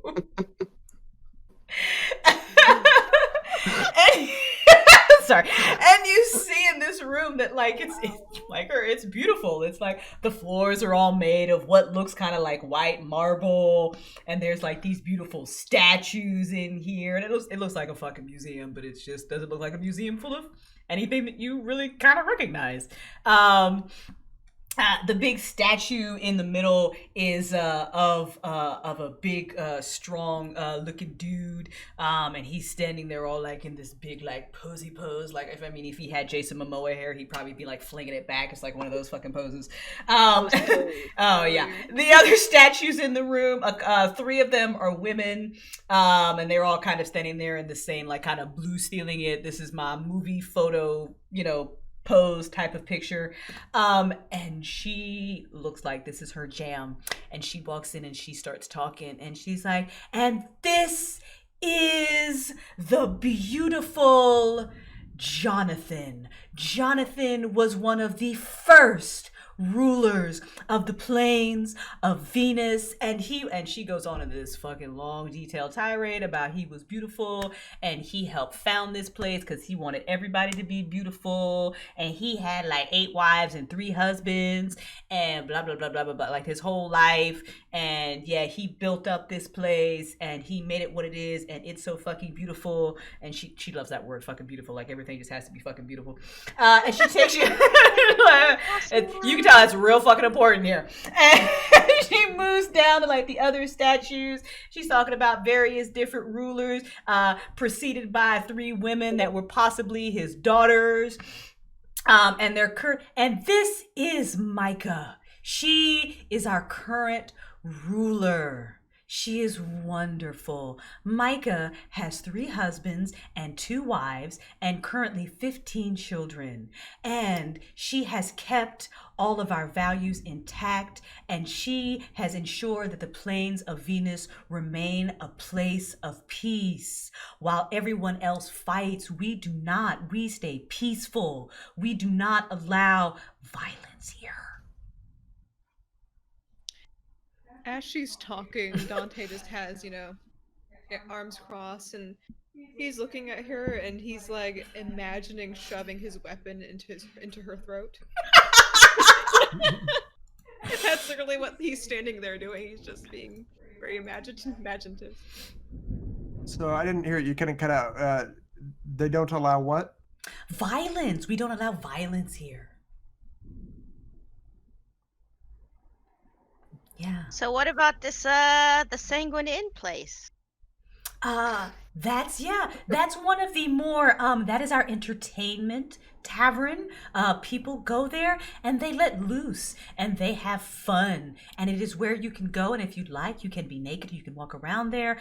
There's a great assortment of various mind-altering drugs. We have some wonderful holographic and VR systems to let you experience life to its fullest pleasure center.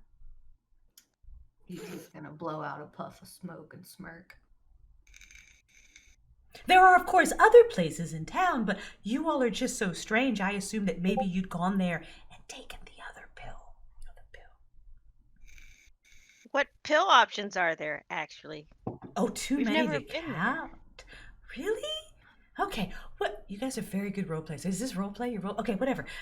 Yeah, there's all kinds of pills. I mean, there's the orange pill, and that's the one that sometimes makes you a little paranoid and forgetful, like your friend, who I really think he took it, because even if you role played, you would know that you can't be naked in the museum. Like, you just can't do that. So I really think he took it. But that's sometimes the orange pill makes you a little paranoid. But if it doesn't make you paranoid, then you get really this wonderful feeling in your body, and you just kind of want to touch everything. That one's really nice, except for the paranoia, like I said. And then, of course, there's like the blue pill and the purple pill and the red pill and the green pill. Oh my God, I love the green pill. And then there's the fuchsia pill. Oh my goodness, the green pill makes food taste amazing.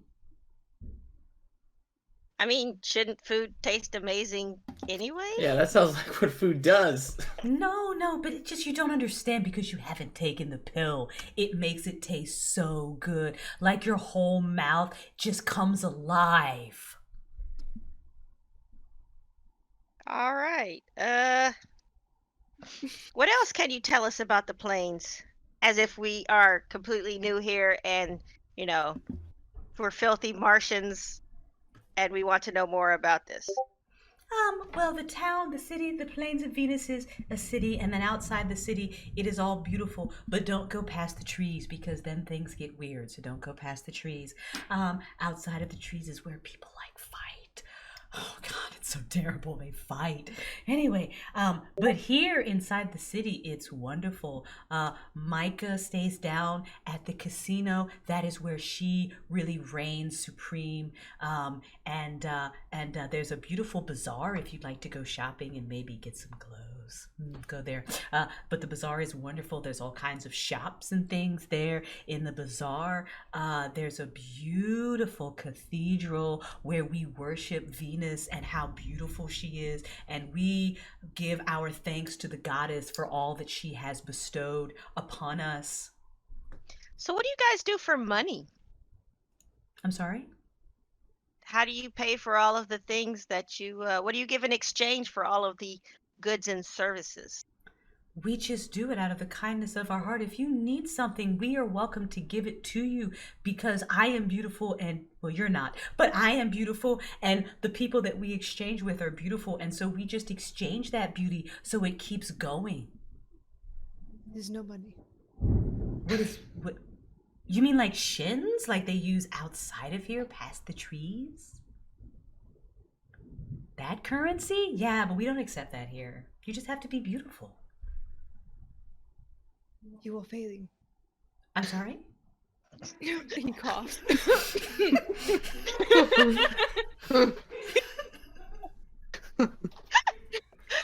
kind of like brushes her hair back, touches herself. Thank you. Thank you for this most informative tour.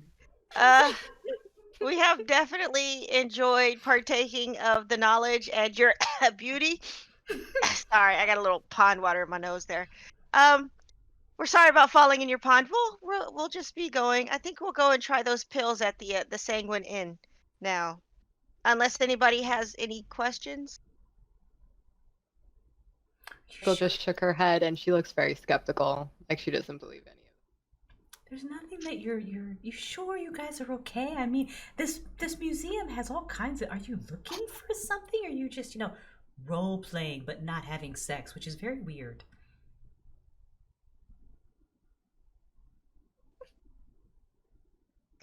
What is it with you and this sexual role play? Is that your thing? What other kind of role play is there besides what apparently you dirty Mars people do? He's not from Mars. Okay.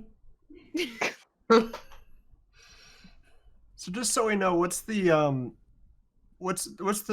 quickest way to the trees so that we know to avoid it? Oh, so if you go past the city limits, and she kind of starts giving you, so you just walk through the bazaar, and you hang a right here, and then you go straight down the path, and you keep walking down the path a little bit, and you'll come outside of the city, and you'll see the beauty of the plains, and really, you should just go there, and maybe have a nice picnic, change your clothes, because, you don't want to dirty up the grass, and you could just enjoy the beauty of nature, and you'll see that there's a grove of trees all around you. And that sounds like a great plan. We'll go do that right now. E.T.'s gonna make a point to knock Ash on the floor and smoke his cigarette some more. Because now he's just getting annoyed with this bitch. London just, touches her own cybernetic eye, which looks mostly natural as opposed to this one, which this lady who's apparently looks like she put it in with a spoon. And she's like, yeah, maybe one day I might consider getting a different eye. And I'll put it in with a spoon. Like yours. Thank you. All right. Goodbye. Bye. And she looks down at the ashes on the floor and she's like, oh my God. Oh, Mars people are so gross. Robot. Come get it, Robot. Really like the robot. It's super cute. Wait, I wanted to take a look at that robot. Little robot comes and cleans up the ash. Boy. Well, I didn't get a shot, nor did I get any pieces from that robot. I definitely only picked up on half of that conversation. But you know what? It's fine. It's fine. Don't worry about it. If you weren't trying to kill the person robot giving you I wasn't trying to kill it. You could take pieces out of a robot without killing it. I mean, we've got 2 kidneys, right? You don't need both of them all the time. I like both of my kidneys. No, yeah, I'm saying it's preferable to have 2 kidneys. And I don't want this analogy is going down a hole. I'm just saying, I wasn't going to kill the robot. Michael just sighs very loudly. But I will need the 5 of you to translate for me from now on until I catch that thing. I'm sure you can kidnap some less cute robot because you don't want to kill the beauty of the robot. And she just kind of, mocks the lady. Dante tries not to dry heave. Yeah, since I didn't get her side of it, I'm just assuming now that London thinks that all ugly people deserve to be kidnapped and dissected. Michael would some choice words in Enochian about the ugliness of that woman. I don't know. She had a robotic eye. She was speaking my language. A robotic eye looked like somebody put it, like she put it in herself with a melon baller. Oh, My man. eye looks better. Yeah, We're not even gonna. She was my type. You may be one of those dirty Mars people then. ET's gonna float over to Coda and nudge her to remind her to blink and breathe again. And Coda, who has completely forgotten about that, has just been standing there staring, unbreathing, unblinking the whole time. Oh, shit. Yeah. Huh. You can float over water. I can just kind of float, dude. Hoverboards couldn't go over water, so I know it's not that. I've been trying to figure out exactly what's giving you this floating thing. Good luck. Checked off the box. Hoverboards, not a hoverboard. Unless you got power. Michael would kind of interject at this point and ask if we go now. Yeah, I think we've gotten all we can from out of here. So where are we going? Well, I guess we're gonna go to the plains and have a lovely picnic by the trees before we go through the trees to find the rest of this weird planet that isn't Venus. Or apparently Mars.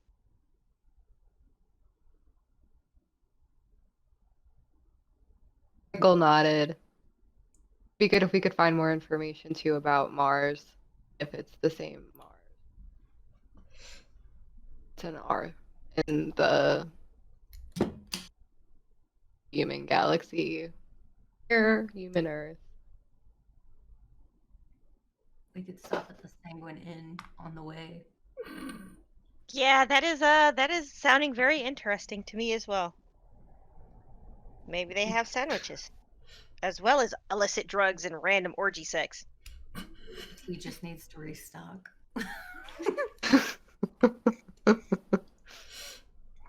I is not in the mood for orgy. I going to plains. Well, we need information first, though. Considering that John didn't get the translation shot, this is the first time he's heard any of this. It's like, where are we? Where are we going? London basically gives him the abridged version, minus all the references to all but one of the ugly references. Oh. Huh. Yeah, she called you ugly, dude. Yeah, well, I've been ugly my whole life. You don't start putting ports into your body because you think you're gorgeous. I mean, she took out her eye with a fucking spoon. Oh, you're right. Gosh! Alright, I'm gonna go find her again.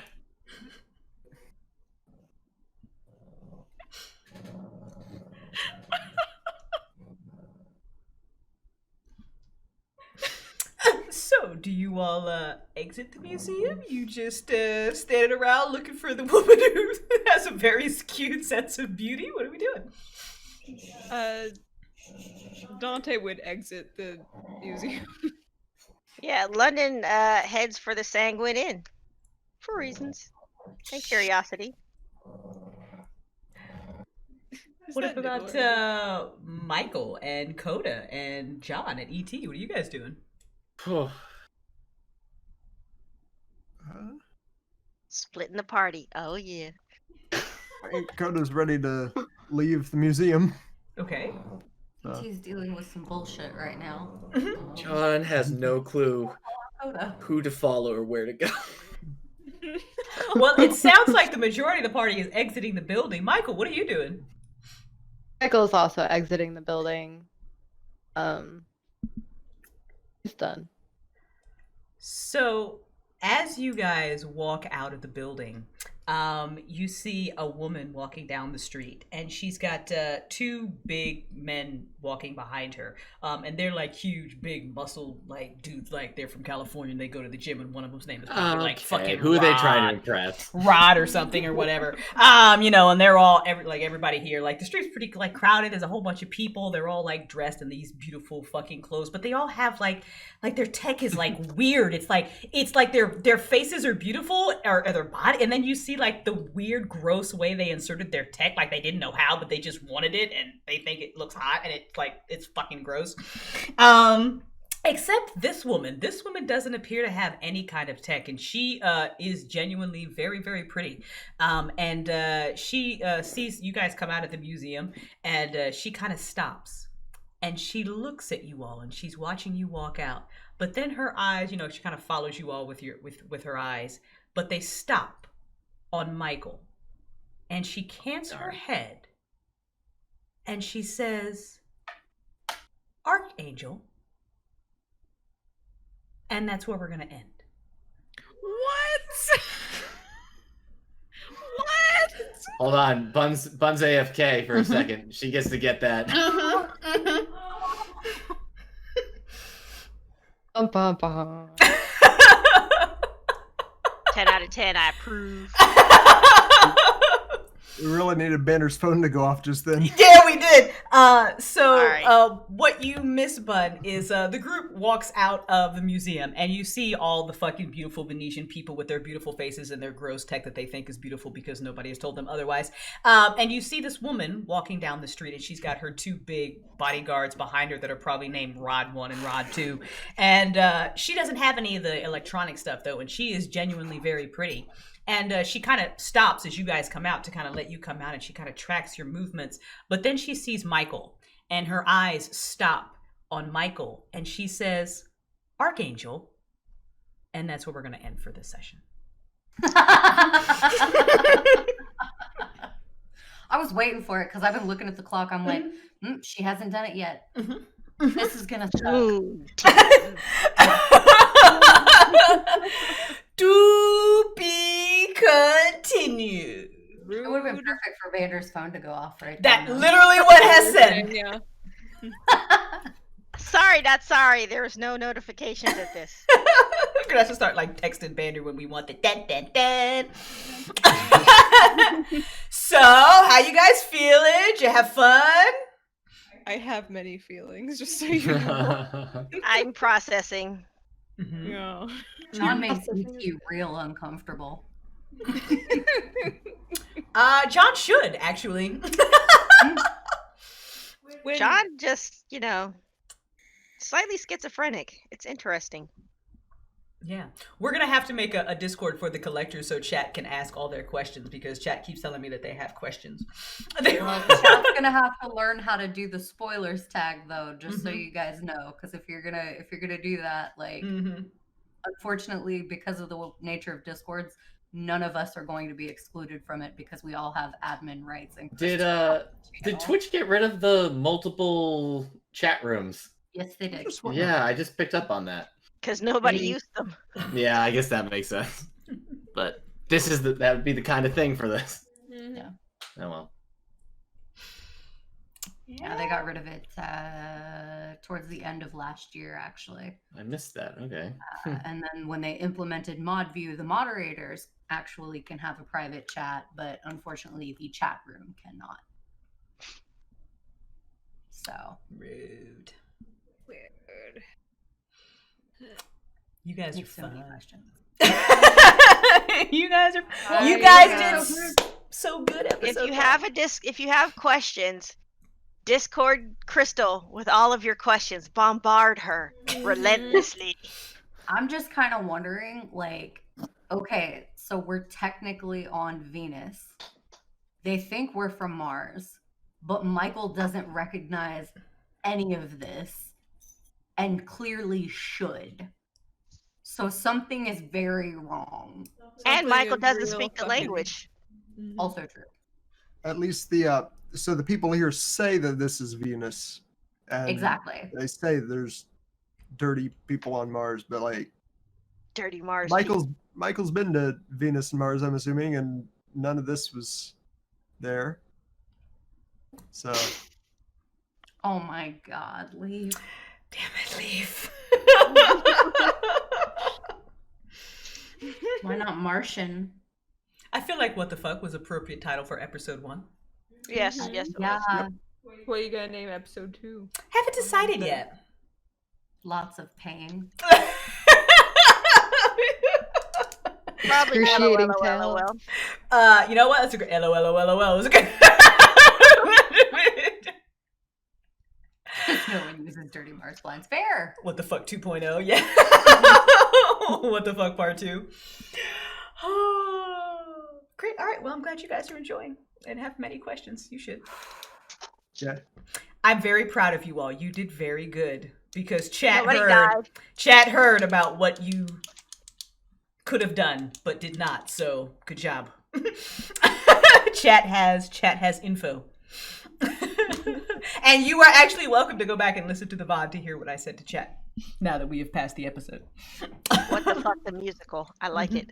What the fuck, the musical? All right, let's do shout outs. Bander, go shout yourself out. I stream on twitch./whatever the fuck Bandersnats every once in a while. More importantly, because if I don't say that, I will be stabbed by both Crystal and Bun. I make soap. It's on Etsy. Look on Etsy for the Bander Patch, all one word. The link's in the chat. The link's in the chat. I love you all. Dusk, go! I'm Dusk versus Tweak everywhere. Twitch, Twitter, YouTube. You can find the stuff I do there, podcasts and videos and streaming. I'm normally as punctual as I was tonight. I'm sorry. Well, now you know what time it is, so it's okay. Never be late again. That's I'm right. sorry. Charlie. I am not as cool as any of the people in this group. I do not have any Twitters to plug or other streams to plug or anything like that. So thanks for a great night. I hope everyone else has a great night, and thanks for tuning in. Hesulan. Charlie's plenty awesome. She's Yeah, just, like, Charlie blowing is smoke up plenty there. awesome. Very Charlie's modest. like doing science in the real world and saving all of our lives. Hesulan.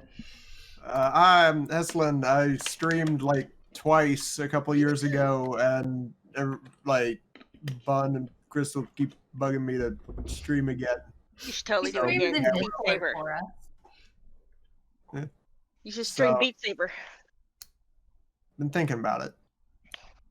He's It's so also much fun. Harbinger of Doom on Fridays. Yes, on He is. Friday it will be Hess's turn to torture us, and I will just be playing the literal blood hunter. On Fridays, we all die. We might die on Friday. Pistol, go. I'm lucky as Pixel literally everywhere except for Etsy where it's Pixel's Pretties, and I do have a link ready because I knew I was going to be yelled at. Good job. Good job. That's it right there. Sometimes I stream, sometimes I'm lazy, sometimes I'm salty. That's it. And Barbarian. What's up? I stream.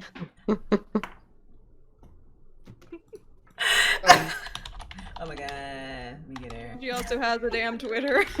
Bun stream. She's on Twitter. She's on Instagram. Buzz the shit. Follow Bun. Become one of Bun's bitches. You'll love it. Pixel and Bun are also on TikTok, so follow them there. I'm not on TikTok. I never installed it because I knew what would happen. I refuse. It's true, I and just it live will happen. vicariously through you guys. All right, well, Pixel is on TikTok. Mhm. Follow her there. Make her TikTok famous. I don't actually upload, I just like and Doesn't say matter. things that make me laugh. Doesn't matter. You can still follow her on TikTok. Make her TikTok famous without a single video. Make her the most famous non-uploader on TikTok. Yeah. Goals I can right think of there. Something that I can promote. This is the happiest character I have created thus far. I was super nice to this character with their backstory because I already know Crystal's gonna fucking destroy us. Yeah, I was actually really impressed. I thought ET handled things really fucking well. That was well done. Yeah. Wait till next episode. Okay, that's cool. I went. I'm not gonna lie. I went the exact opposite with London, and just salted the fucking earth. So now I have to actually make up some more backstory that's not just salted earth, so Crystal can have something to work with. I salted the earth with Moonreaper and I felt horrible about it. So Dante is happy in his own way, just not right now. can see that. All right. All right, guys. So I'm Crystal. I stream on Crystal's Imagination. You can find me on Instagram on Crystal's Imagination. Twitter, it's Writer Streamer because Twitter won't let me change it to Crystal's Imagination because apparently that's too long and it's bullshit. We will be back here on Friday. Hess will be DMing. Bun, Pixel, me, Bander in our D&D life. Soon there will be more campaigns on this channel very soon. I know we're gonna bring back Pathfinder. I know eventually there's gonna be a vampire campaign. I know that Bun is now plotting a campaign for us, so we're super excited about that. Keep watch, guys. We've got more artwork coming. We've got YouTube coming, and then eventually we'll be turning this into a podcast as well. We're just doing it bit by bit, little by little, in between of fucking life. hold on, I gotta post the Twitter for this in the chat. Tell your friends. Tell your friends. Yeah. Tell your enemies. Tell your mama. Tell your uncles. Yeah. Tell your mama's uncles, enemies. You don't friends. like sci-fi? Come hang out on Friday. You know what I'm saying? Like everybody loves D&D. Like whatever. Hey, did anybody just say targets acquired ETA in 60 seconds? What did you just say? I'm asking if anyone out loud said targets acquired. Oh, Jesus Christ. You hear the machines, right? Yeah, was that in my head? Oh, that's not a good thing to hear in my head.